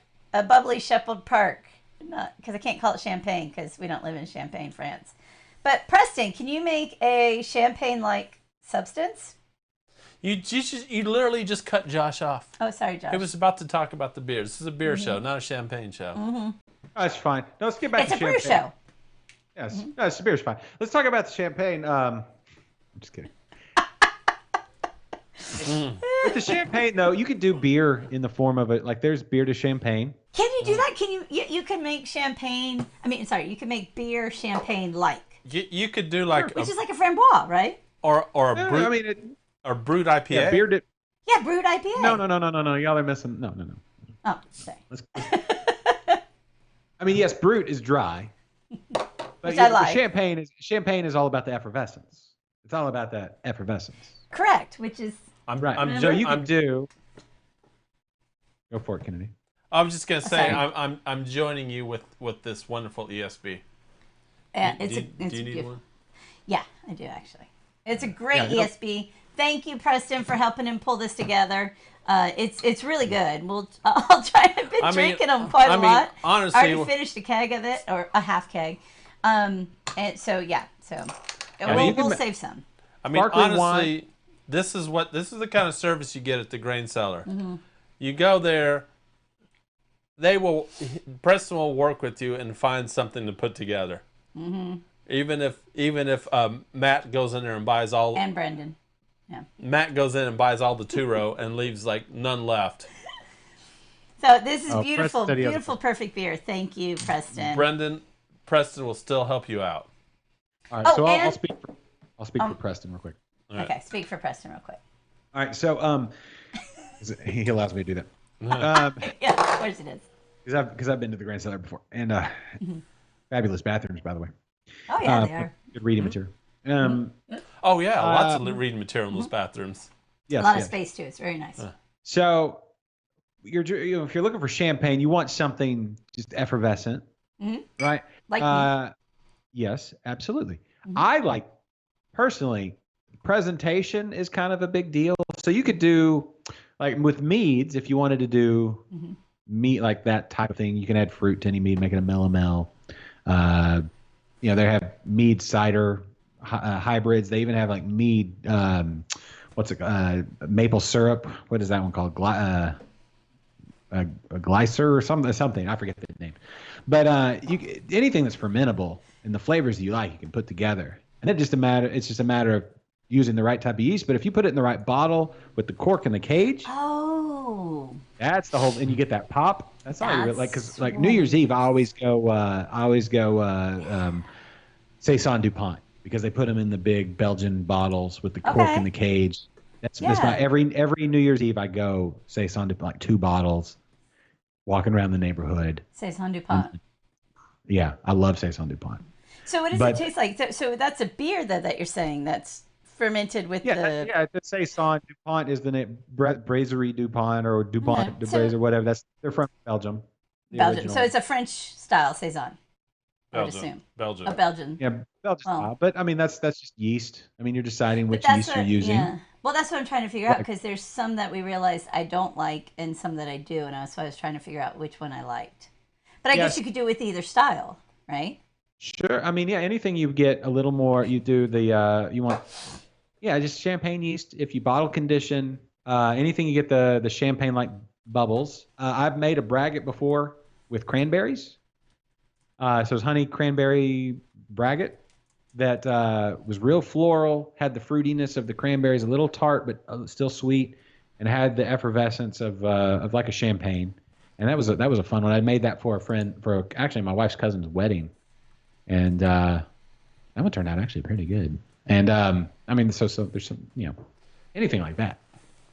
Wait, was it cranberries or was it cherries? I might have used cherries. So Jeffrey just asked me about am I currently making a mead right now? Hold on.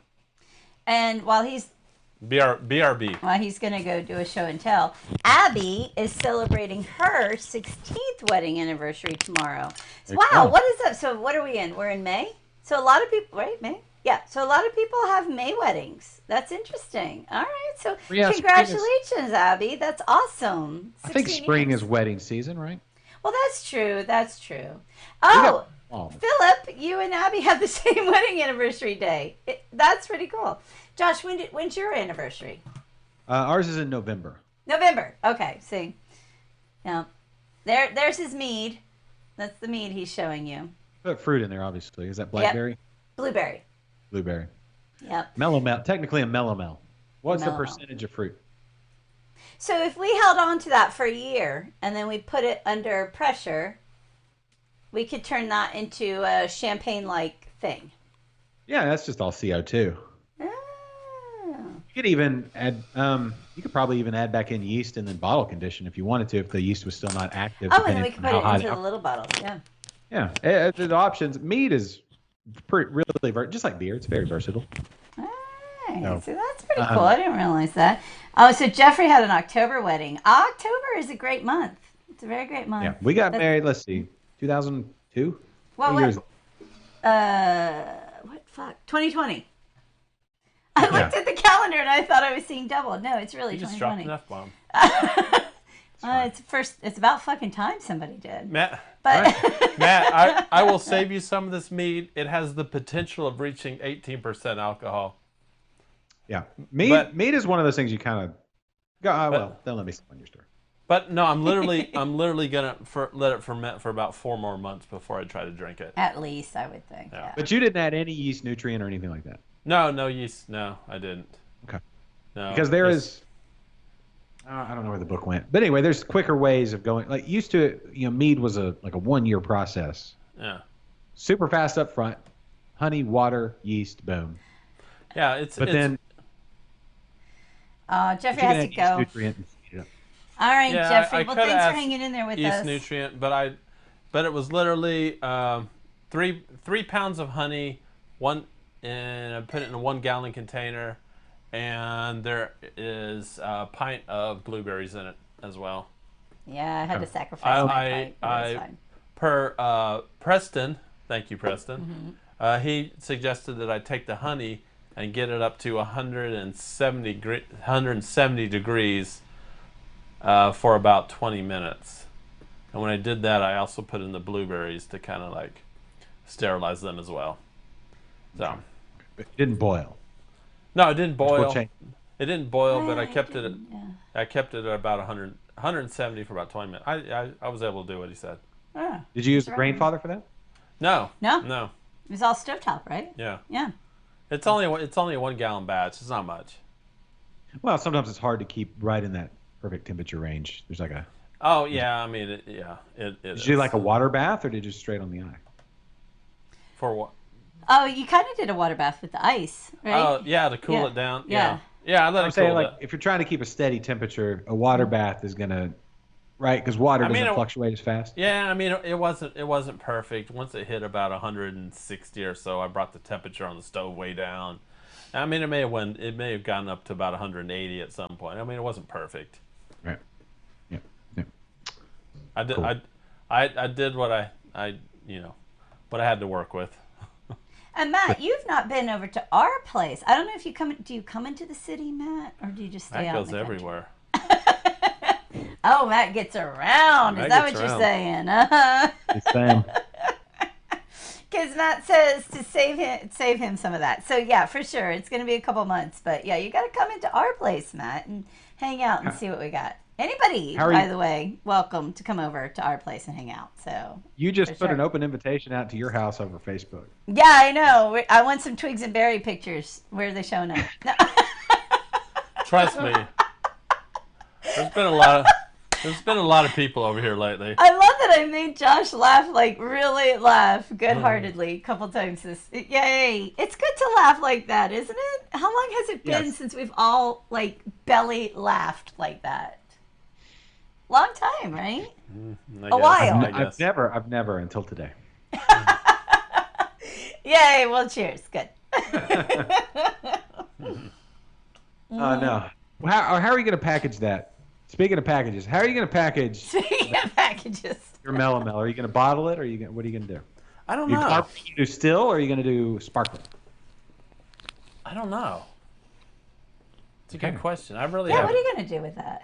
I don't know. I was planning on just bottling it. So I guess. you know those little bottles. I think maybe brought those. maybe The ones that- fill it in some bombers.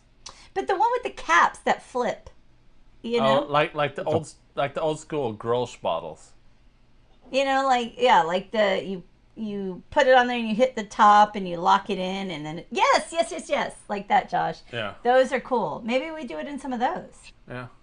You get a bottle just like this, an Argus Cidery 2013 See? Perennial. This was a fantastic cider, and so I kept on. Yeah, kept flip on. tops. Exactly, Matt. That's what I think we're talking about. The same thing. That's like a flip top. Yeah. I think of flip flops, you know, but because I'm Yeah. from Florida. So, but yes, I think that's what you're talking about. Listen, do not knock flip flops. Flip flops got me out of Arkansas and allowed me to enter into normal society. Because you can't just rush right in wearing shoes. And so flip flops were like my first, purview into footwear. And so thanks to Yeah. Florida. Oh, See, and, exactly. You're all welcome. and at what age did you actually get shoes? yeah, like I said, I moved to Texas in 2001. Ooh. And that's when you Oh, owned your swing first pair of tops? I don't- shoes. Oh, No, that's swing when I got tops. some flip flops. I think flip tops means a whole lot different than swing tops to me. So sorry, but I guess flip tops and swing tops might be the same, but two different things in my book. Whatever you're But- thinking, go with it. I don't know. Philip, I don't know. You're welcome to expand on that. I'll say the advice that I got as far as meads go, Kennedy, from meadery owners, multiple meadery owners, which I've talked to many, which actually, now that I think about it, What would one of these We know a lot meadery of owners meadery be? owners? One Bruce Leslie. yeah, well, of course, and then John Odom out at Oh. Enchanted Manor, which is the official mead of the Texas Ren Fest. But I went to the Texas Mead Fest a couple years ago, which, by the way, if you've never been to the Texas Mead Fest, hopefully they're going to do it again. It's one of the earlier beer fests in the year. I think it was like April, May when I went a couple years ago. You need to go. Mead people, like mead crowd, that's a crowd you need to be around just to experience. It's not the same crowd as the beer crowd. Listen, they're second cousins, and there's those things that you absolutely love, but you can also see how a fist fight would break out. But you missed mead crowds, Preston. So he could probably speak to this. Have you ever been to the Mead Fest or been around a lot of mead people? And there was a guy dressed as a Viking, and his son's name was Thor. His son was 4 years old, running around, and he would like club people in the knee. And the dad, who had long blonde hair and no sleeves, would be like, "Yes, Thor, get him on." He was drinking out of a horn. Oh, I remember that guy man. from. Yeah, are you talking about the Renaissance Festival? No, This was probably the same guy, but Because I was gonna say, I think there was a kid doing that too. This was at the Texas Mead Fest, and I think everybody needs to go to the Texas Mead Fest. Not a sponsor of the show, but Interbrews, they did sponsor Interbrews for a minute. But anyway, we have a lot of good meaderies in Texas, and you get drunk fast. But anyway, the range, you have still, which is your normal, right? No bubbles, still probably going to be around 17%. Honey wine basically, and then you can have sparkling, which is your bubbly, effervescent, right on your palate. And then you have dry, which is what I enjoy.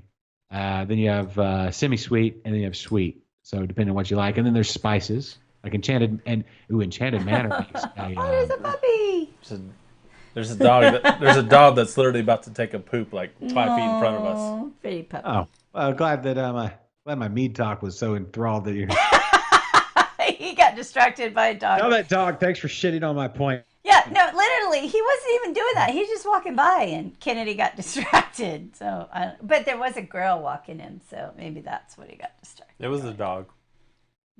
You're the only girl that distracts me, babe. Yeah, that's right. But anyway, so Continue, sweet, Josh. sweet. I was listening. Dry meaning all the sugar fermented out. Then you add the flavors, the fruits. You add the spices. What's the Preston? Help me. What's the one where they just The brochet? Boucher? It's Boucher. a Boucher. Like Bobby Boucher. Bobby from Boucher Milwaukee. it. Yeah. Yeah. Bobby Brown? Hey, Wait, what? no, they cook down the honey until it looks black, and You it basically smokes burn black. the honey. Yeah. And it's this deep, rich flavor of Oh, like it's so this. good. It is- Ugh. you can only drink a little bit because it's so intense. Yes. But Yeah, I missed. That's how I got started in all this. I don't know if you That's remember. right. That was out of Griffin Meadery. That's how I got started in doing all this stuff with you, Josh. Was Griffin Meadery. And John, so Bruce was there obviously at Griffin Meadery, but John was there too, right? Yeah. And we had the storm, and we almost got washed away. Yeah, we couldn't leave because it stormed so bad, like all the roads were washed out. You just had to stay and drink mead all day. Oh, man. Yes, there was about 8 hours. Horrible times. Horrible times. There was about right? 8 hours of drinking mead. Yeah. I wish I had the pictures from when we went to the Ren Fest this last year, right? Bruce is making what he's calling Griffin Mel now, because I don't know how all the business stuff, but all that moves around. Mel is honey in French. Okay. Well, and then the melomel, Mhm. whatever. But anyway, fruit and all that. But what was I talking about?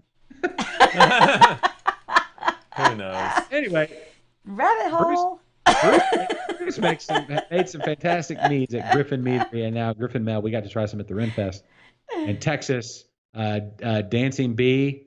What's the one out of Austin that they can? They do the short or not short. mead, the Meridian quick- Hive. Meridian Hive. Yeah. Yeah. Yeah.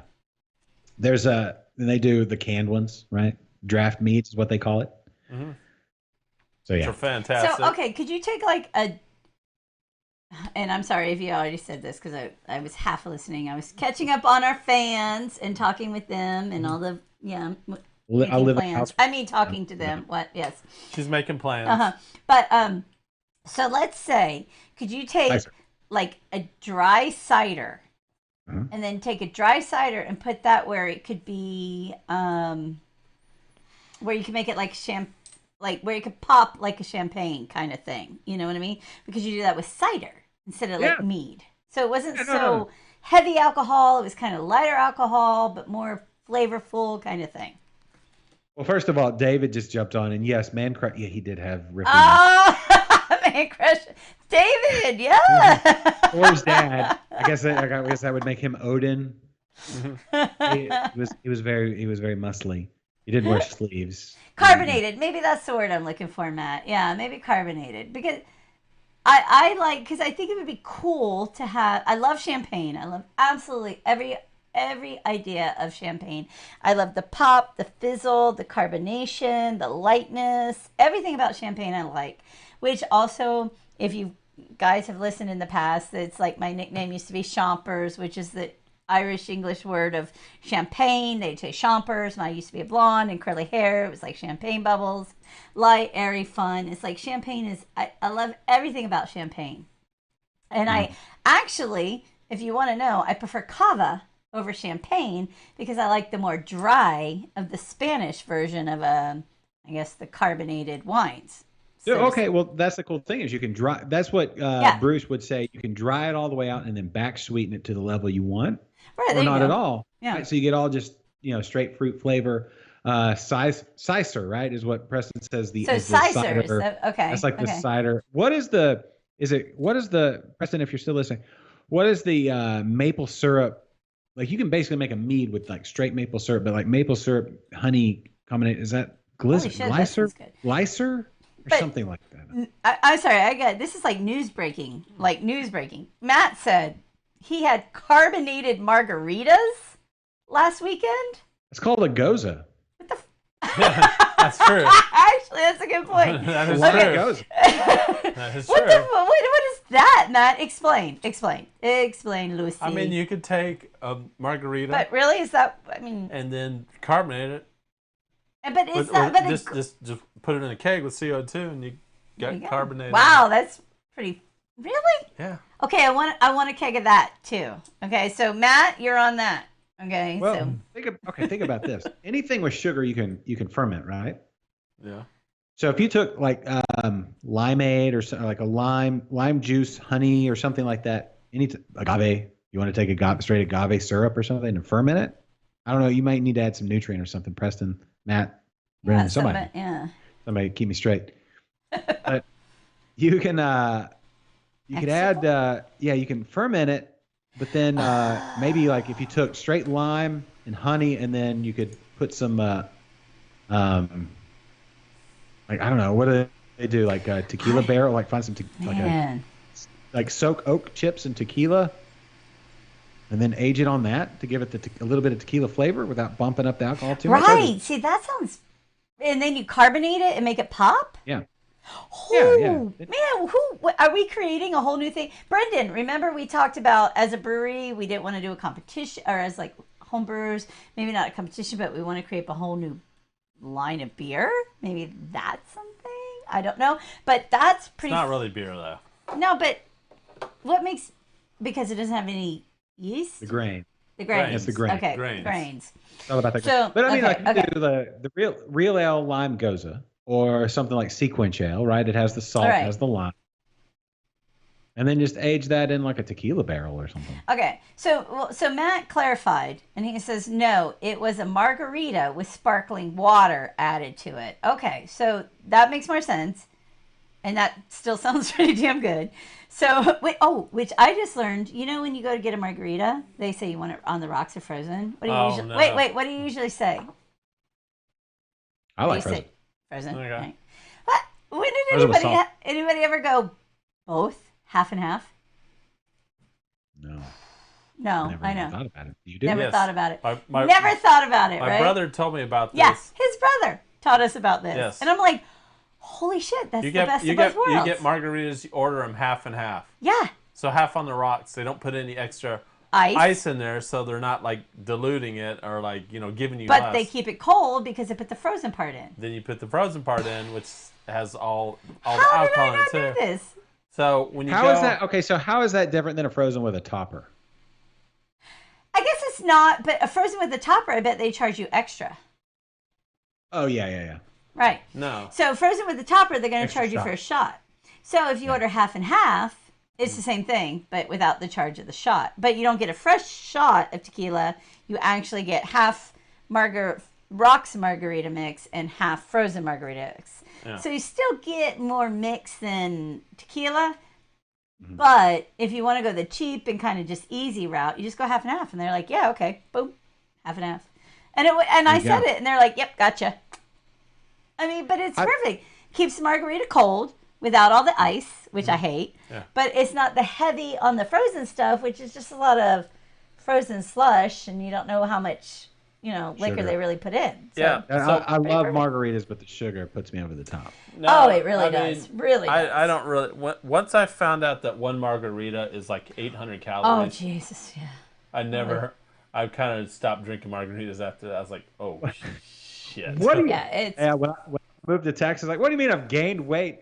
I've only had 2 margaritas and 7 bowls of chips and queso Right? every day since I've been here. What are you talking about? I swear to God, I gained 30 pounds. Well, I've been here about almost, oh my gosh, I've been here like 3.5 years now, almost 4 years. So yeah, I've gained about 30 pounds. So, but Abby, real quick, Abby says she will have a passion fruit mango wheat ready in about a month, and also a prickly pear wheat. Abby, Now, Abby I love all those except for the wheat beers. Something about the wheat beers, I can't. I love the wheat beers. God, I Still really need to love do them, the but- blind tasting, Jules. Yeah, we're at a Rogue Brewers. No, it's not a taste thing. It's just like a like. That's what I'm saying. If you don't know that it's a wheat beer, and we sneak some wheat beer in there, That's a good point. Good point. It All right, could be good a point.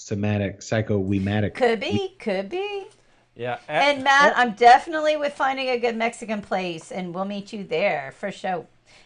Faux show. I'll keep you posted on that, Matt. yeah, Preston said the pastry war downtown has the best margaritas. That's saying a lot, Preston Brown. Oh, that is saying a lot, Preston Brown. And Huh. wait, Abby made a pretty tasty braggot last year. Oh. All right, so I think Abby may be the one. It may be doing the braggot. So we could carbonate braggot and kind of make it. No, I think I still want to. That's going to be carbonated. The braggott's going to be carbonated because Yeah. it's mostly beer. So we need a champagne though. What could be the best homemade champagne? And Preston was like, "What I miss? I just came in." It's like, so Preston got nominated to make the drink of the century because. So, in a long story short, when Kennedy and I have our big party, I need a champagne, and I wanted reception. Preston to do it. Yeah. Oh, that's right. 2012. You guys are. Wow. Yeah, I think 2012 would be good. What do y'all think? Well, you mean 8 years ago?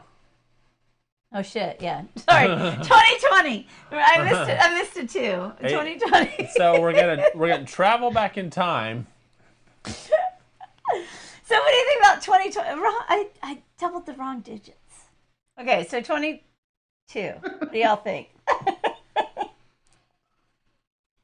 What are we in? We're in 2020. Whenever you want to have your party, Yeah. it's fine. I don't care what year. Yeah, there you go. Thank you, Preston. What did you say? What was that little hand signal? That was quotes. Our Or party. Okay. Party. Preston's like, what party? Big party? You mean the M word? Yes, we mean the M word party, Preston. So here's the thing. I'm thinking 2020. 2022. All right. So my wife and I, we had a beautiful wedding in Austin at Riverbend Church. Really? In Austin? You guys were living there or no? Well, my wife is from Round Rock, from Round Austin. Oh, I didn't realize that. Oh, okay. Yeah. So, and that's where, obviously that's where her parents are. Beautiful wedding at Riverbend Church. It's a beautiful venue. In the fall, everything was it was amazing. But then you look at the reception, right? Uh-huh. So what do you need? You need the special drinks for the toasts. Yeah. So the best man toast, which is always awkward. And if there was a video put out the other day that's about Preston's big. maid of honor speeches. Yeah. Some guy in a dress with lip syncing to his wife. If y'all can find that, look for every. It was on Instagram, I think, but look for every maid of honor speech ever. Are horrible. Find a dude with it's hilarious. That one is hilarious. So you have your speeches and your toasts. You have your first real toast together when you enter into the thing, and then you have their final one, and then after that, it's you have your high points. And I don't know. I mean, you got to make it your own, right? So I don't know. I mean, a lot of it's just this is what you should do at a wedding. But I don't know. I mean, you need some toasts. So the champagne stuff. Well, no, absolutely. And you need the specialty drink for the champagne for sure. You're so right. You need to have good one, Philip. You need to have the maid of honor, and I don't know. I think at this point though, we're old. We're so old. We've already done this before. I think it would just be us, and then we'd have BFFs get up there and say cool shit about us and have fun cool shit about us. Designated, previously scripted and proofread. Yeah, just a little bit maybe, but they'd be vetted. She's gonna help with the writing. She's gonna tell everyone exactly what to say. Well, it's your wedding. Listen, we're all old enough. We know none of that meant. Who remembers what the speech was? My best friend, who my best man. Do I remember what he said? No. Right. Exactly. 10 years later, when he finally got around to getting married, and I had to make a speech at his wedding, do I remember what I said then? No, because I knew it didn't matter. I love him. Exactly. And I'm gonna love him forever, right? I hope they have a great marriage and blah, blah, blah. But it's okay, whatever. Let's just do it. Go get, you know what? We're all having fun dancing. Yeah. So I just want a big party. Yeah, but I do want some good champagne-esque kind of pop sizzle specialty drink. If there's one thing we learned during this show, you want champagne. Mm-hmm. Yeah. Esque. It doesn't have to be from the region of Champagne, France, because I'm like Josh with that. There's kind of that. So champagne-esque. Or actually, sparkling I'm wine. going to call it out. No, I'm going to just say it here right now. So you want some white wine spritzers? Cava. No, cava. I prefer cava. So Jose's back. He went to his meeting. Hey, Jose. Hey, Jose. Jose, Jose guess left what? And came back? Guess what, Jose? We're still here. Still here. Listen, if we could, if I had my druthers, we'd do this show every day. I know. Just like this. Just all day long. Yeah. With 3-hour show every day. I know. Mm-hmm. We got to find a way to monetize this thing. I know. Yes. But no, I don't want champagne, actually. I want so Preston, what we're trying to find is, so what we decided is we have an 8 keg. And by we decided, we mean the masses on the show today. Yeah. So I had nothing to do with this. Thank you guys. So, but Brendan offered up his 8 keg Keyser. So we have 8 kegs we need to fill that with. And I don't know if one of those is the specialty, like we were just talking, the toast kind of worthy drink. Exactly. Where it would be something poppable. So I'm thinking separate bottles, the little things. So That's where I nominated you, Preston, because I thought you could do that. So, but we just need something special, different, and then the other, and then we'll have the 8 keg Keyser of the other 8 special favorite difference that everybody nominated. Tammy said she would do one. Abby said she would do one. Jeffrey said he would. Matt said, and Brendan said, and Philip said. So we've got 6 already, and then Kennedy should do one. So that's 7. So then we only need one more. And you should do one. Oh, I could do one. Yeah. So then we're boom. Or better yet, Josh could do one. Josh, you do one for us. A speech? And the 8 tap a keg, keg will hold 12 kegs. Oh, good. I'm so glad you said that, Matt, because I think we'll run through all that. Kennedy's parents don't drink, but my family drinks. My family drinks. We're good Irish English people, so don't worry about his side. My side, we're drinkers. Fill us up, baby. Fill us up. But I would like some wine, too, just because it's nice to have. And some champagne. Actually, Preston, well, that's where we got on the champagne note. So, Preston, if you could help me make some wine, I would actually like to do the wine. Will you guys look at the time here? We're just talking about a party, Kennedy. We're just talking about a party. Uh-huh. Till there's a ring, it's only a party. Okay. The following is a present. Oh, wrong one. So when can I get the? And then Matt and Kennedy, you're on the same. Oh, I guess we're wrapping this up. It's only a party until you have a ring, so it's all up to you, Kennedy. Mm-hmm. Rings all up to you. are great. But doesn't that sound like a cool party, though? Wouldn't that be a fabulous time? Yeah, everybody Preston would like says to do buy that. champagne. I say no. I say go sparkling like mead or something. Okay, so Preston says start making wine now, which I actually have thought about. That's true. That'll keep. Yeah, I actually have really thought about that. I was maybe that's something I could do a little differently, and I like the cool bottles and making it so something I might do. Yeah. Someone take the music away from Kennedy. Did you start the music again? And Philip. Yes, I'm trying to change the subject. Philip, I don't know if chat is faster than the video, but I know my chat is faster than video. But yes, the chat is. Yeah, I know that's the story of my life. So yeah. Yeah. Did you know? Well, never mind. I'm not going to talk about that. I was going to say, I've jockey got boxes. my Patreon page on Matt, Brews. yeah, see, there you go. I'm $500 away, and we could do this show every single day. What? I could raise $500 a day away. No, $500. Period. Oh, okay. And then I'll have my own ability to stream. Really? That's right. Yeah. And then we can do it every day, and Kennedy won't control the music, and we can talk about weddings. Trust me, I do not want to control the music, but you're over there and I'm over here. And we could bring on That's front. sad. And Matt, I don't know what Matt's talking about, but do like I did and put whiskey in your glass. But yes, I'm all for whiskey. Yes, I'm all for whiskey in my glass. Yeah. So. If I could go back and do my wedding and rehearsal dinner and all that stuff over again, that's the beer would be the one thing I would change, because I wasn't into craft beer in 2002. Yeah. I did buy all my groomsmen the big Oktoberfest size mugs, and I put, what did we put in there? It was in Austin. It was at what was the barbecue place? Stubbs? No, it wasn't Stubbs. It was something Hill. Salt Lick?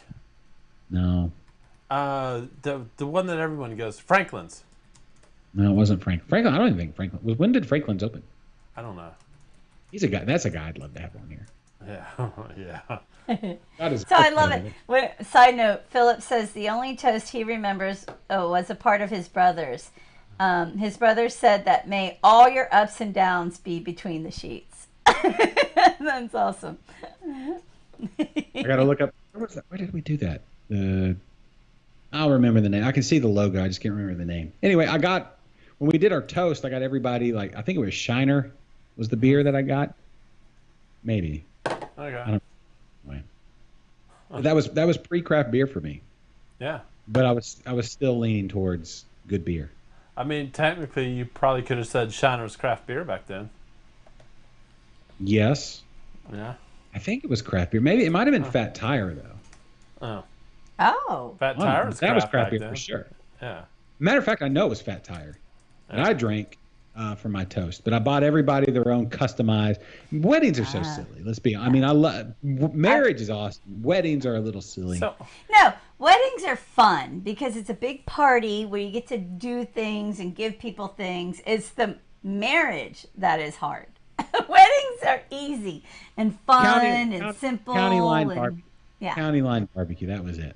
It's the weddings that are, I mean, it's the marriage that's like it's not the fun party. It's something else. Wedding. The marriage is the best because it's every day, and you get called on all your shenanigans. You like that? Yeah, And- it's such a I don't good need one. marriage for that. It's so real. Fat Tire is good, right, Matt? I mean, Fat Tire's no Tire longer is independent. good. It's no longer independent though. That's why I'm heartbroken over La Folie. La Folie's good. Talk about how You ever had that, Kennedy? Did you ever have La Folie? No, I haven't. I know that was one of your. That was one of your beers. Turn her bus down. Can you zero her out on the mixer there on your side? Can I do what? You turn her mic off like down. Can you I mean, I turn her could, but bus- it's a lot of work. You can't reach over with your finger and turn the knob on your mixer? I mean, I can, but then I got to turn back up, and I'm gonna. All right. Do it. It's making a lot of background noise. Hold on. There. Is that better? Yes, it's 100% better. Okay. How hard is that? That's like half a calorie. Come on, man. I mean, at the beginning of the show, it would have been fine, but 6 beers later, You've had 6 beers? it's not so good. No, let me see. I've had a bomber. Okay. At what percentage? I don't. It's their. I don't know. It's their Hefeweizen. I'm guessing. It's about 5. I've had a IPA, 16-ounce IPA. Yeah. And a one of my ESBs. Yeah, that's not 6. It's not bad. 2. Yeah. And this is like a 3-hour show. What Yeah. time did we start? Noon? Yeah, it's like 3 hours. No, this is like a legit. We started show. about 12:30 today. Listen, what's on tap radio doesn't go 3 hours. Are they even? Do they even drink on What's on Tap Radio? Oh, of course. Okay. Yeah, no, they do a quality I'll- show, but I'm saying they don't go 3 hours. I'll be honest, and they're both probably going to be pissed at me. Go for I've it. never listened to What's on Tap Radio. You should listen to it. They have a great show. Mhm. You should also listen to Drink of Ages. I've listened to Drink of Ages before, and I've listened to Draft Queens before. You should listen to Draft Queens. You should listen to Come and Brew It. Mm-hmm. There's a North Texas Beer Talk show you should listen to. Have you listened to what is it, the Texas Metal Beer Show or something? The Death Metal Beer Show? Oh, with The Metal Beer Show or something like that? yeah, with now you got me drawing a complete blank with the host. Yes. Okay. Hold on, I'll bring it up. Hey, Local Group's got a chicken sandwich that looks fantastic. Just saying. Ooh, I am hungry. All right, we didn't eat lunch. No. No, there's Keeping- listeners. We're not even close to setting a record, Matt. We've done like a 3.5 hour show before. Have we? Oh, Yeah. No, at the one at Thistle Draft Shop last year for the for home opening day. opener. That was Oh, over. really? That was over 3 hours. Oh, I thought we've done a 3-hour from here. No, I don't know. Have we done 3 hours? No, I don't think we've done that. Why can I not think of the name of that show? I thought we did a It's long almost show from here. it's too, almost though. nap time. It's almost nap time. That's why we need to do a show. Like the first hour needs to be like coffee talk, Oh yeah. all Cuvée coffee. No. Sounds like a horrible idea. Coffee? You don't even drink coffee though. I know. He's I know. Matt, you're on beer 8. Oh. Yeah, I'm on Danny's 1, back. 2, Guess what, 3, Danny? We're 4. still here. 1, 2, 3, 4. Yeah, I'm only on 4. Hey, Danny's back. Yeah, that's. Let's keep going. going and set a record. There we go. Oh, he's gonna Yeah. start a fire pit and steaks. Well, Matt, do you deliver? Because When does Southern Oh. Yankee? Are you talking about Matt? Are you talking about Southern Yankee like on premise having beers? Or are you talking about beer to go? Because I think they have beer. Yeah, To go. yeah. They've never stopped with their beer to go. Anybody listening? And Danielle just joined. Hey, Danielle. Yeah, beer to go at Southern Yankee has always been a thing. Yes, I am, Matt.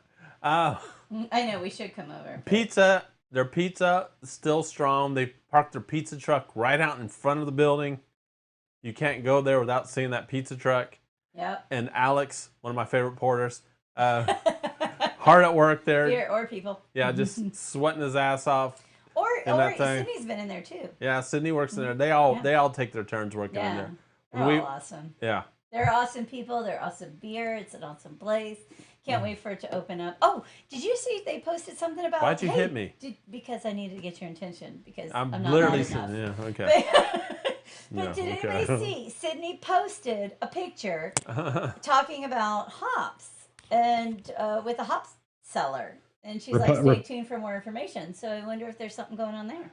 Matt just said he was hops. on. Yeah. Matt just said he was on beer 8, but he's been drinking Coors Light, so like that's about three of mine. Oh yeah, has it all been? Yeah, exactly. Hey, I'd love to learn a piece of magic. I need to take a moment. One, Republic Hops. Republic I've been Hops, talking, Yeah. Yes, I've been talking to those guys about doing a show I wonder what Sydney's doing with them. soonish. But I was looking at the shotgun for social distancing Oh, site. God. yeah. Oh. Has everybody seen That's a Jake rabbit hole. Thorne from Thistle Draft Shop? Has everybody Oh. seen his post in the bikini? No. There has been so many dudes on that. From which one at Thistle? Jake No, Thorne. Jake. No, I Jake. didn't. No. You Yes, need to I've go. seen it. I've seen It's it. it keeps Jake's- looping here, and I'm gonna have to look he's that up. He's you're in in a great bikini. shape there. Mhm. Jake. Yeah. Yeah, It's, Jake's a good-looking man. Mhm. Well, you should see him in a two-piece. You should see him in a two-piece. Well, I'm about to. Yeah. No, there's ever since that one dude Oh, yeah, said, so about "Hey to. man, there's only, we only have all the women on here are only 4s." And then like all the dudes started like doing their shotguns in their bikinis and stuff. So Josh, Chris And- has been wanting, or Kennedy has been wanting to do a shotgun with you and or me, like the Liquid Lunch Peeps, which is you two, and I'm just like, No, sad, you're incidental. no, But you're flawn. by, not by, essential. by this point, you're part of it. But I think you guys should. I mean, oh, okay. And if you do it, Josh, I'll do it. How about that? A shotgun? Yeah. If you do a shotgun, I'll do a shotgun. Yeah, I'm not afraid of doing a shotgun. My Well, I kinda am. my chugging skills are pretty strong. I'm not bragging. No, Just saying. I'm kind of afraid. So The I'll- good Lord built me to long torso. I have lots of room for liquid. I want to I'm watching Tony Drury's Tony Drury does it every single day, and he does the Renegade with the thumb. Oh, And the it's super- Renegades. yes. Oh, and that's it's- the thumb one. Yeah. Okay, Yes, and I'm like I need to do like a Rocky montage training video to learn how to do the shotgun or the Renegade.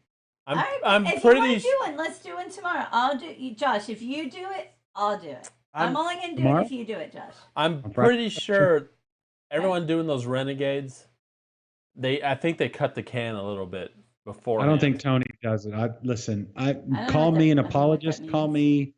Call me a fanboy. I don't think Tony. I don't think he pre-cuts.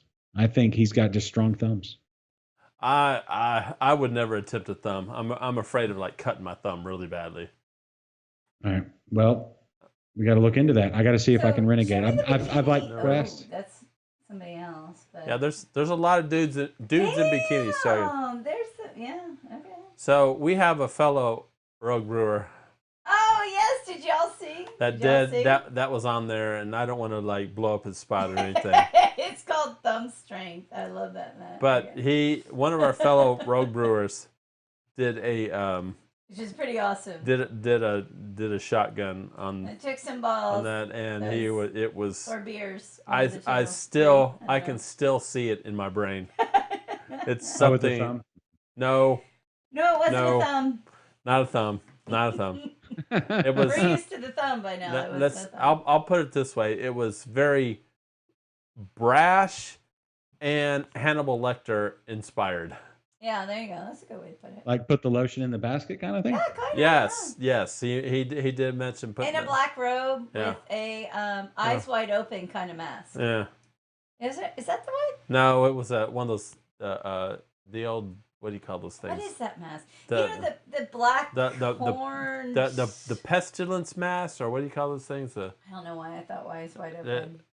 Yeah. Eyes wide shut. Eyes wide Listen, shut. Lindley Todd's been getting after it with the shotguns. No, it wasn't Manny. Oh, has she? No, it wasn't Manny. Oh, you got it, Matt. It wasn't Manny, and it was. I'm not gonna blow up his And spot. it's pretty awesome though. It's pretty. I gotta give him fair play. To go out there and do that. He's I got wish I could do shit like that. he's got some balls on I him. wish. Yeah, the plague. Oh, plague mask. Plague mask, yes. That's it. Thank That's you. right. Plague mask. I didn't realize what that was, but Yes. okay, yeah. He had a plague mask, and it was not over his face. I didn't realize that was a plague mask. That's what that's called. But it's fucking ballsy, and I wish I was the type of person that could do that. I really do. I'm glad you didn't do that. But I don't know. I love people with balls like that. So, well, not that I saw them. There was the plague mask. But Oh, Rick's Oh! Rick's watching. What's up, Rick? Hey, Rick. Rick, you had by far the best Shotgun Friday for social distancing post. Which one was that? Joe beat you. No offense, Oh, Rick. that's Rick with Ty. Oh my gosh! So that's Rick with Republic Hops. Hey, so Yeah. wow, And a that's hop stop. awesome. See, I tell you, everything's connected. No, Yeah. So Rick, we were just talking, or I guess your name got brought up because Sydney posted a very curious, wonderfully little picture of some new things. So we were talking about how awesome Southern Yankee is, and not only did they take a good beer concept and turn it into a wonderful brewery, which is a wonderful place that everybody meets, and then they got the pizza place, and then they got the the patio, and just how much they're doing it on their own and pulling everything together and making it awesome. And then so I was commenting of, well, then the next step, she posted a little secret post about her and hops, and I'm like, okay, what's even more?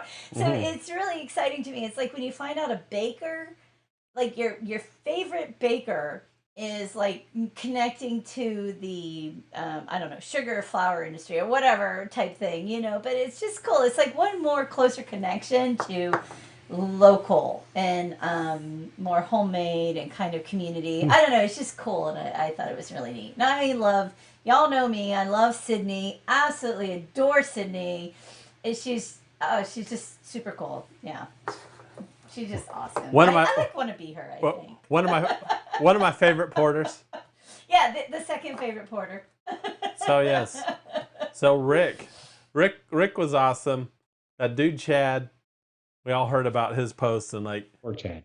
yeah. Oh, yeah, Yeah, that dude, he's like, oh, the women here, blah blah blah. And so I think Rick was the one who started the whole dude in bikini thing on the on Facebook. Yes, Rick's from the Hop Stop. Yeah. Yes. Rick started it also. Yeah, good for you. Like, yeah. I had one of the best times ever hanging out at the Hop Stop. Remember we took there, I was leaving. Yes, Julie's flight got delayed like 2 or 3 hours. Yeah. So we're like, well, let's go to the Hop Stop while we wait. Because it was right there next to the airport. And it was one of the best, just spontaneous moments in life that you have where you don't even realize until later that was probably one of the high moments of life where you're like, that was just perfect. Everything combined in such the perfect way. I love that. I know. Sorry. I just get excited about things like that. It's all good. It's all good. I'm just sitting here. I feel like I'm one of the I'm a watcher. It's like, I know. yeah, But you know what I'm talking about, right? When you're in the moment and things are happening, you're like, this is cool. But then the minute you're out of it, and then even longer after it happened, and you look back and you go, that was just such a cool moment in time. I should have appreciated it even more, but I like to think I'm someone who appreciates every moment, but sometimes we don't. Yeah, you had to get to Dallas. Yeah, that's right. I had to go. Well, could it be it's like the meal that you have when you're the most hungry tastes the best no matter what it is? The last beer you have before you have to go to Dallas. Exactly, before you go to Dallas. I'm kidding, Dallas. Dallas, you're great. Mhm. You're still in Texas technically. Yeah, Danielle, we'll still love you even if you go to Dallas. Yes. Yes, they had like a 11 below like tap takeover day It was just perfect. I don't that know. day. It was just, it was And like the guy was like, "I got some pint glasses for you," and Julie's like, "Yes, pint glasses." and And I'm Rick like, is super cool. "No, and no more pint glasses, Can I tell you something about pint please, glasses? please, no more pint glasses." We had an embarrassment of riches when it came to pint glasses, and then Yeah. we decided, I guess, to start doing dishes. Oh, We've yeah. had so many of them get broken over the last couple of weeks. Yeah, same here. Down to like 2 rows of stacked. We had Yes, I 9 had like rows. yes, I used to have like 100 pint glasses, and now I'm only down to 80. Yeah. I'll be honest with you. Every day, like typically with the pint glasses for breakfast, I'll fill them with water next to my mug of coffee. Yeah. But it's always like, what brewery do I feel like I'm in the mood for this morning? And the artwork and the print and all that. I'm like, I'll if say I were gonna have the one most pint glass I have out of all the breweries Yeah. is definitely Eighth Wonder. 100% Eighth Wonder, because I think to this day they're still doing the token system where you have to go in and like yeah, I think they are. you You buy know, the glass and you bring your glass and you get the 8 tokens, or you have to use the 12-ounce plastic glass. Well, then you're buying pint glasses. Okay, but my favorite has always been 11 Below. Boom. 11 Below always has the best graphics, and I am heartbroken that my absolute favorite 11 Below St. Patrick's Day glass got broke, and I want to say both of them did. So, Oh, do you have a well-oiled beef hooked glass? Is that what you're talking about? What? That was this previous. No, it was a St. Patrick's Day. St. Patrick's That's Day. what I'm saying. It was This the 4-leaf previous clover. St. Patrick's Day, or maybe 2 St. Patrick's Day ago, it was the well-oiled beef hooked. Oh, no. Well-oiled beef hooked. Oh, Sydney joined. Hey, I swear to God, this is what's so crazy. She heard us talking about her. Yeah, she did. Yeah. Yes, you are our favorite porter. Well, one of our 2 favorite porters, Alex and you. But yes, Sydney, we were just talking about the little sneak preview that you put on yours, where you called out little hop scenario, and we just happened to also know Rick, so we just kind of stuff happened. Sorry. One thing led to another. Some hop editions happened. I Yeah. know. And wait, and Sydney, we need Sydney to create one of our kegs. Yeah. She doesn't want to get involved in this. No, nobody wants to get involved with that. Well, unfortunately, that's not true. Seems like everybody does. No, but yay, Sydney, I love you. Love So Yank. We were just talking highly about all that, everything you guys are doing, and how awesome you're just pulling everything in together to make it just one community, unified, not only Texas but Houston thing, and it's just awesome, and everything that's cool about it. So we love you, Sydney, and we love your beers, and you know that. So. Oh, apparently Matt has been tagging. Yeah, see, Oh, Matt. so that's So why. Matt has been Yay, tagging Matt. Sydney and Rick, and that's why they're here right now. Well, yeah, sure. Matt is Thanks, Matt. Matt. he's not only a master carpenter, he builds bridges. Thanks for your bridge building, Matt. Sydney is the bomb, though. Sydney, and I hope, because, the one thing I think this show needs is a very strong woman that knows her beer. And I know I can be strong and I can drink a lot of beer, but I'm not as strong and know more about beer than you. And I think it would be awesome if Sydney could take over as a third and kind of be part of your group. I'm probably saying way more than I should because I'm drunk right now. But Sydney would be the most awesomest, best ever. So there's a lot of direction there. Like at first when you said a woman, like that's why we have Kennedy. Then well, you said that no, is why. and then you said no beer, and I was like, no, that rules him out. But then we have.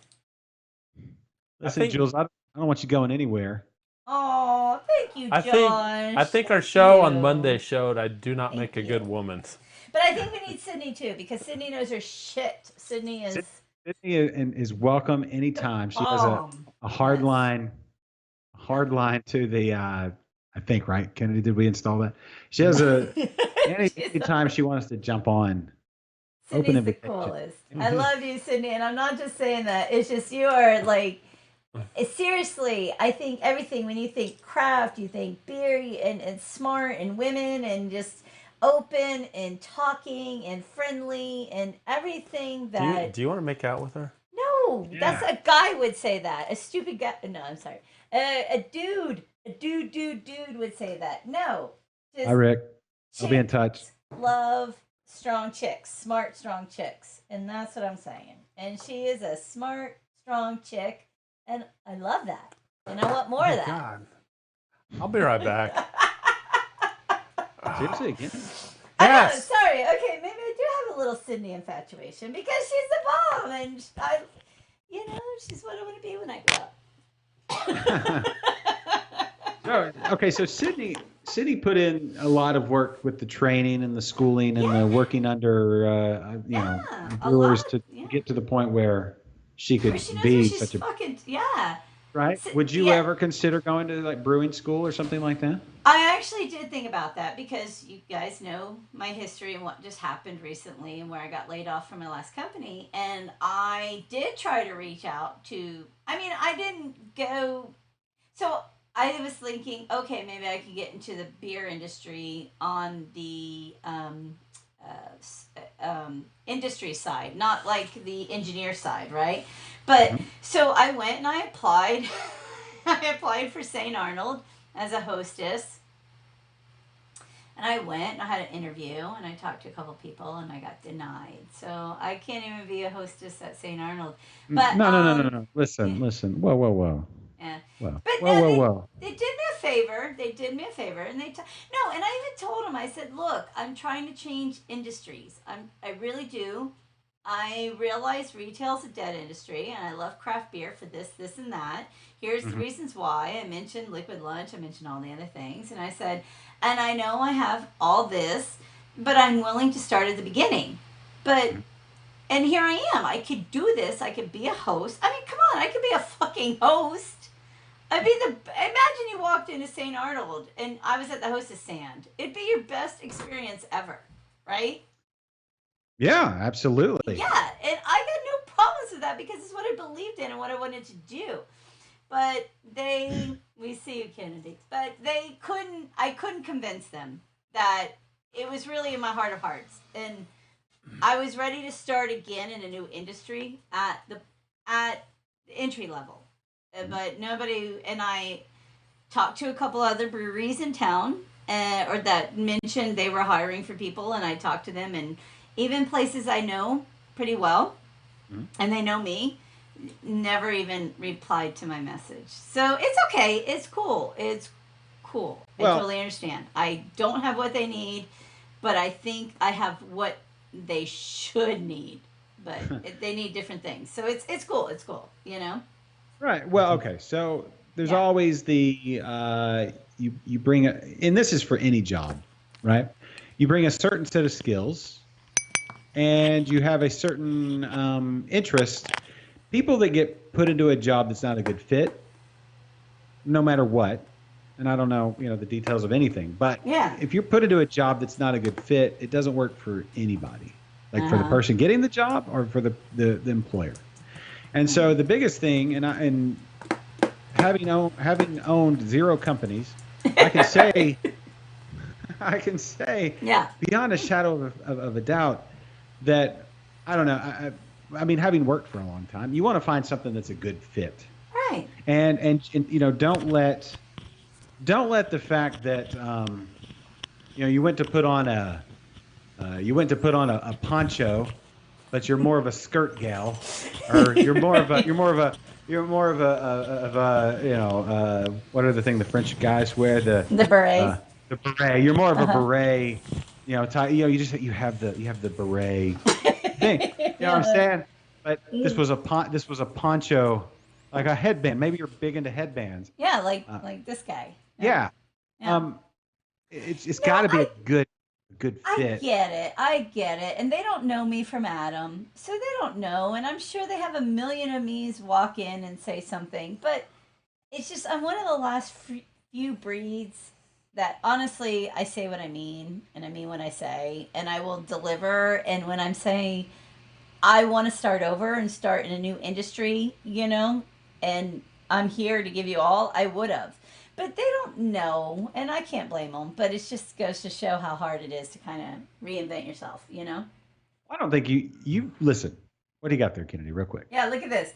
Oh, that's the IPA. I wanted the So do I'm you not have sure. I brewed 2 IPAs in a blue cap in a yellow cap. I'm not exactly sure what I'm going to get here, but it's days like these where we like dig to the back of our refrigerator. So we'll see. Yeah, we'll see. Okay, I want one of your Mexican lagers. Do I have any more? I don't know. I don't know. gotta reach back in there and find it. But yeah. Well, Oh, Sydney, thank you. I appreciate you. Back to the hiring thing, right? It's a weird. We're in a weird time, right? Yeah. We've never there's been so many people who have been laid off temporarily, and then it moves into oh, maybe it's permanent or whatever.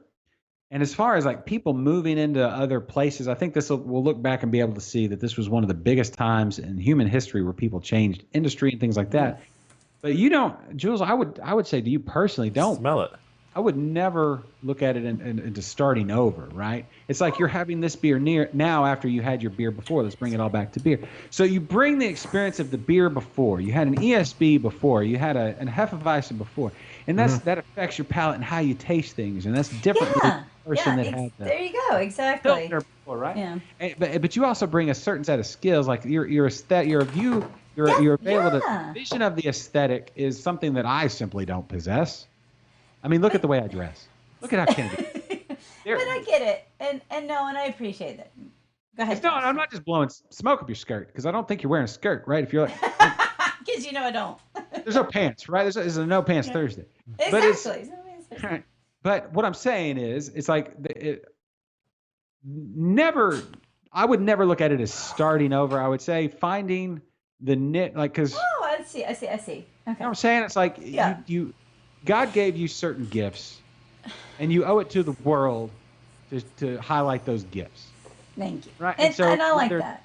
Yeah, well, and if it's Kennedy, and his graphic work and his hair, it's great. But when if he tried to do modeling, as we saw with his dancing, but see, or once I open my mouth. Oh, and then it's all shot to hell. But but Josh, I think what I mean by starting over is, I've reached senior level of where I'm at, and I've got over 20 years experience where I'm at, so I should be.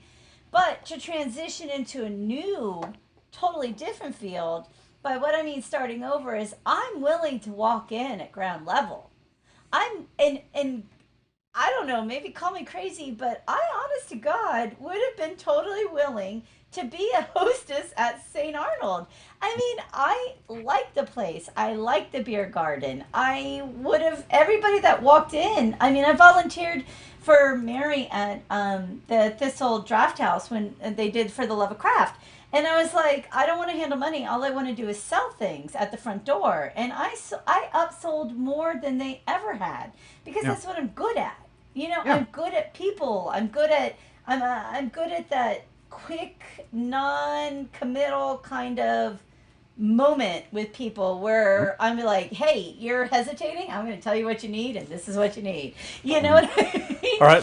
I'm good at that, but I understand that's new, but I don't have time in the industry, and It is 3:30 right now. I know, you lush. Is it time for your nap? Or? No, I'm not saying we've been going for a while now. I don't know. Well, I feel like now we're just starting to get into the good stuff, right? So Yeah, of course. I think with everybody needs to keep this in mind, right? Yeah. So it's like, how do you articulate? We did just run out of audio. We have a 3-hour stream and we ran through it all. It's all gone. We'll have to wait 24 hours. But I'll say this, and this is everybody in any industry looking to move anywhere else, or even within the same industry trying to do something new. There's definitely you were uniquely gifted personality traits and abilities, and there does take some work to get them honed. You said 20 years in the industry. That's a lot of time spent on becoming, figuring out who you are as a person and how you can articulate certain things.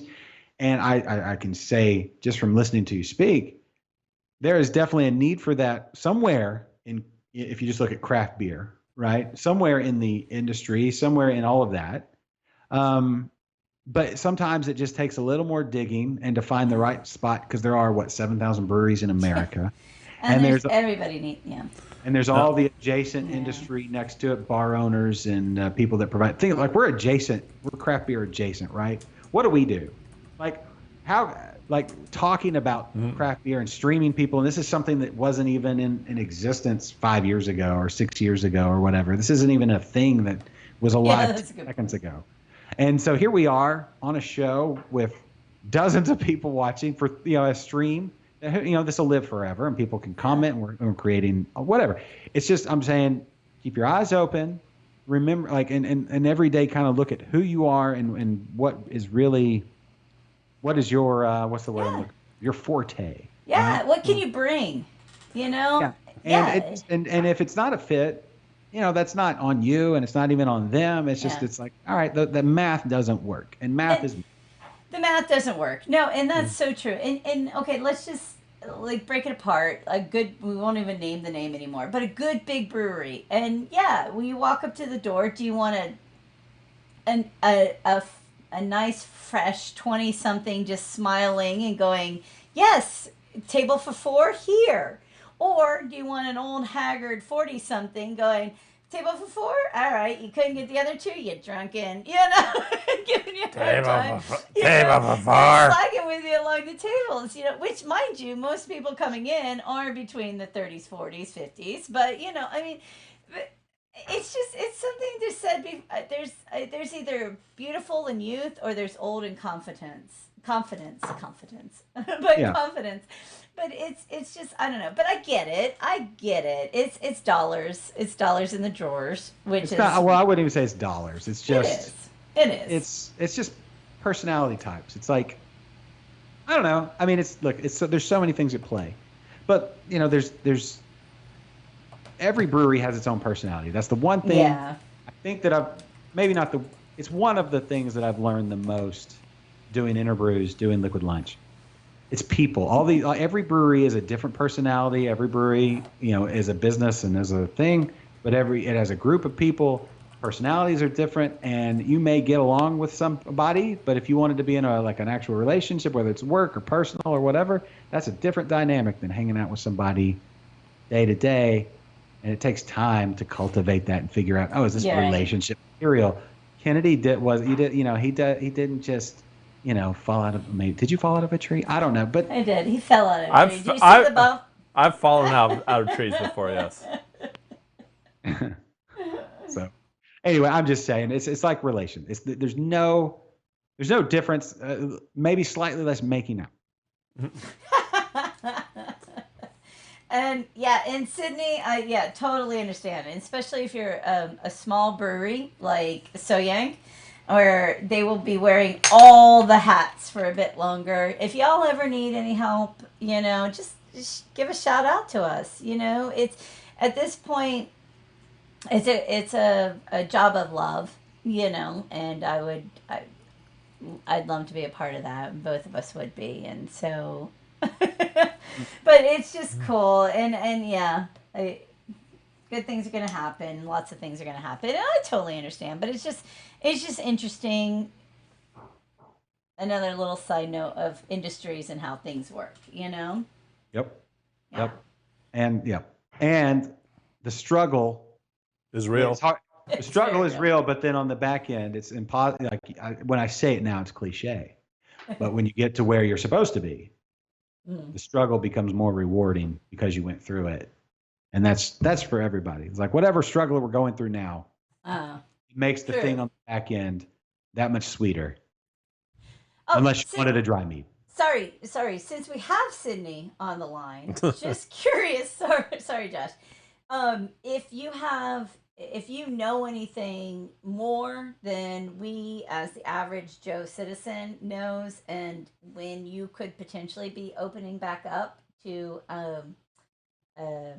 full service, so to say, like not just takeaway. But if you have any of that, we've done a Google search and we know some things. We know on Friday barbershops, next Friday gyms. But if you have any information on breweries and that type of thing, we'd love to hear what you know. There you go. Oh, but she did just say we may or may not be considering purchasing a very, very small canning line. So package days. Oh, I'd totally be up for that, Sydney. I would so be up to come and package. Yeah, that would be fun. That's like my shtick right there. Yeah, totally come up for that. Sydney, I have a question for you. So I know you guys had to postpone your wart share contest. Oh, that's right. My question is are you in fact postponing it? You're not canceling it. So you're just going to change the date. So maybe, a couple months down the road, we're still going to have another chance. Or I'm still going to have another chance to be able to put my delicious beer on your wall. Oh, so Sydney says, okay, no, sad face. We all have sad face. Yeah. No idea. They are re-evaluating bars/breweries on the 18th, she believes. Yeah. Okay, so on the 18th, so you could be potentially the following week. Yeah, it's which is when I think I'll go back to work too, on the 25th. No, it's nuts to think that they can open up a gym, which is it's just a petri dish full of germs. Yeah, it's just And they're like worried about a brewery, which is like one of the most sanitary places you can be right now, other than probably a hospital. Yeah, well, I don't even know about hospitals.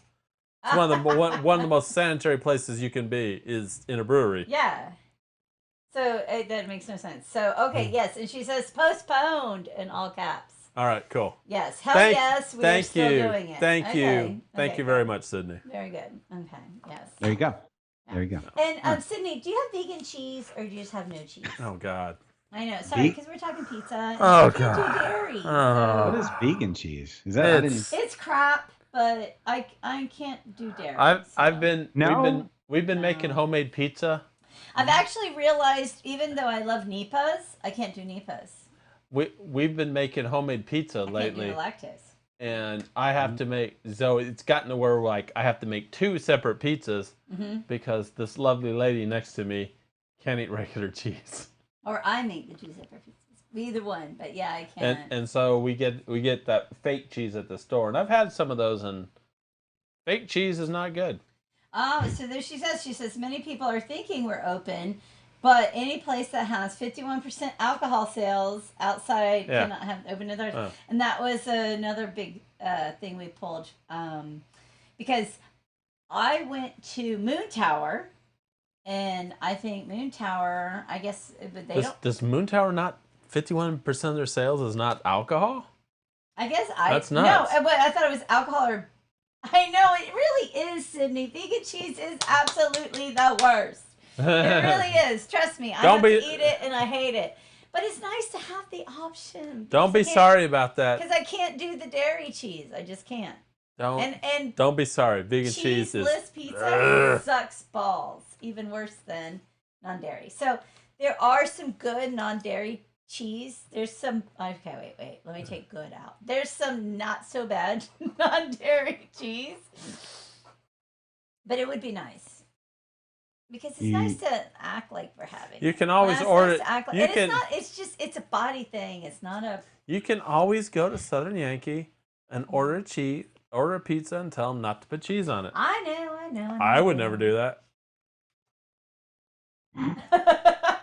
She says no, but we haven't had enough interest on it. Yeah, I know. I wouldn't imagine that in Texas. So the interest rates are too low. That's what I'm saying. It's I understand. 3.5% for a 30-year.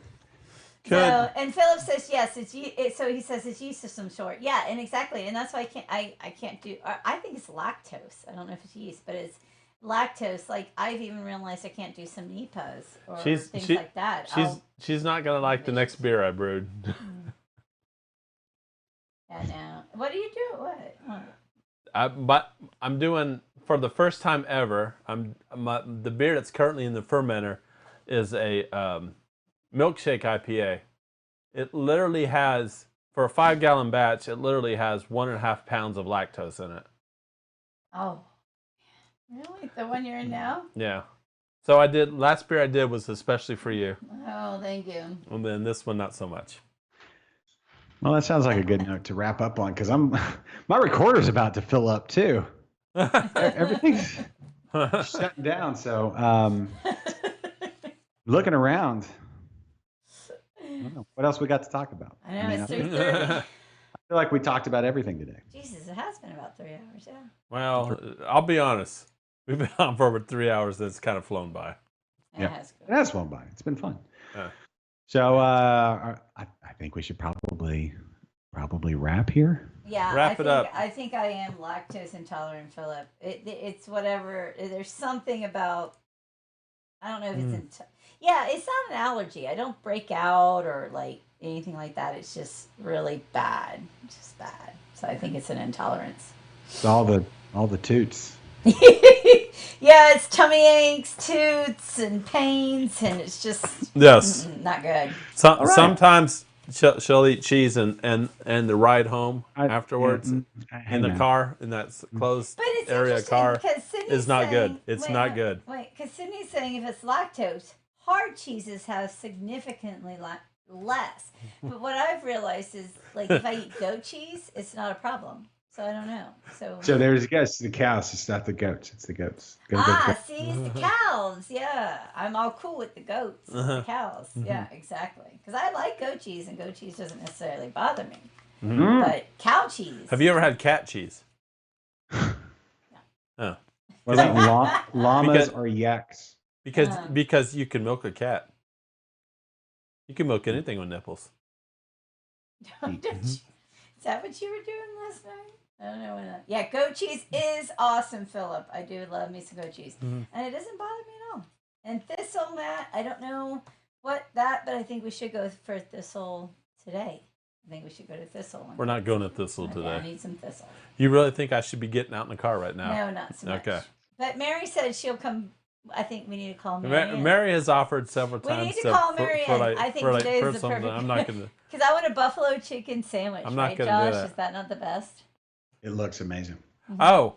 Oh no! Wait, thistle. I thought yes. The thistle is. Yeah. Thistle's buffalo chicken. It is, yes. From experience, it is delicious. Is delicious. So, non-beer related, Josh, did you take your girls outside yesterday and see the Blue Angels fly over? No. You missed the Blue Angels. What? Well, you can see them again tomorrow. So tomorrow, no, you weren't working. No, I wasn't going to leave and go somewhere when I had to work. It was fly over our neighborhood. You didn't have to go anywhere. You literally just had to did. They didn't fly over Northwest Houston, bro. They were directionalist.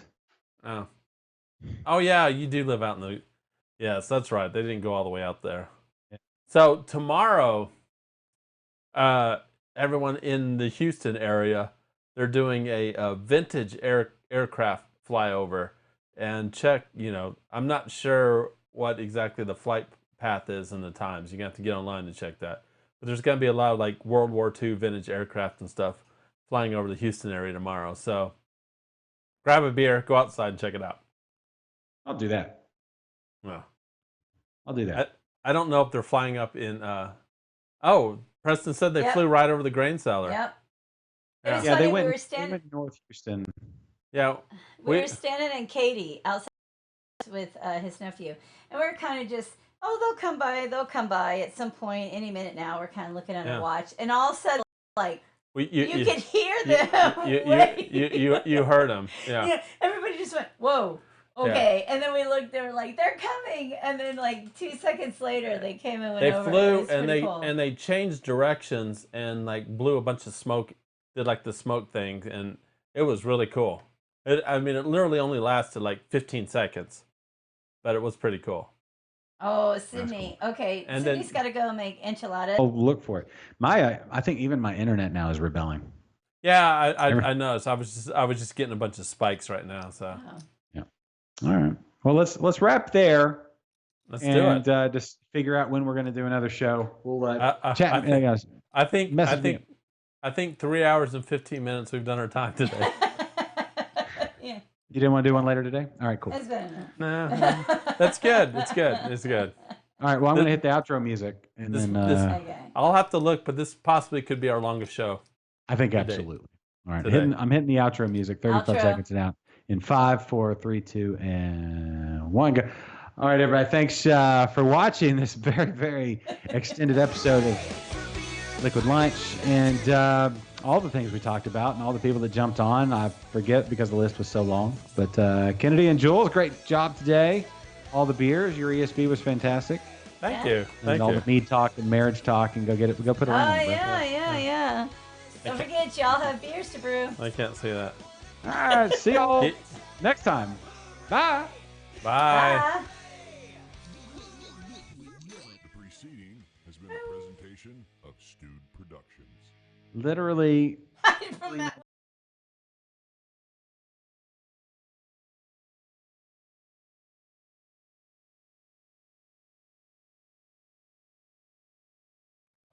No, Oh, Matt, it we're cuts not. me off at 3.5 hours. We're not doing a 7. We're not doing any more shows today. My liver can't handle But more if you want shows. to come over and bring tacos. No, I just If you want to come over and bring tacos, yes. learned something. My recorder cuts off at 3.5 hours and then starts Okay. a new Oh my file. god, are you serious? Yeah. Yeah, That's funny. so Did- that's where we did- were. Did we make 3.5 hours? No, we were just under it. We were under by 5 minutes, but I was I gonna got say just barely. Yeah. All right. All right. Well, that was a fun show. It was fun. It was a good time. Yeah. Yeah. All right, Okay. All right, Josh. I I'll think I'm talk about to to you. do an interbrews with Blake. With Blake? All right. Hold on. Yeah, Blake. Yeah. So Oh, there you go. Really? Hello. But we need to. are we still streaming? What? We're still streaming. I want Blake beers. No, hold on. We're still streaming. I'm cutting the stream down.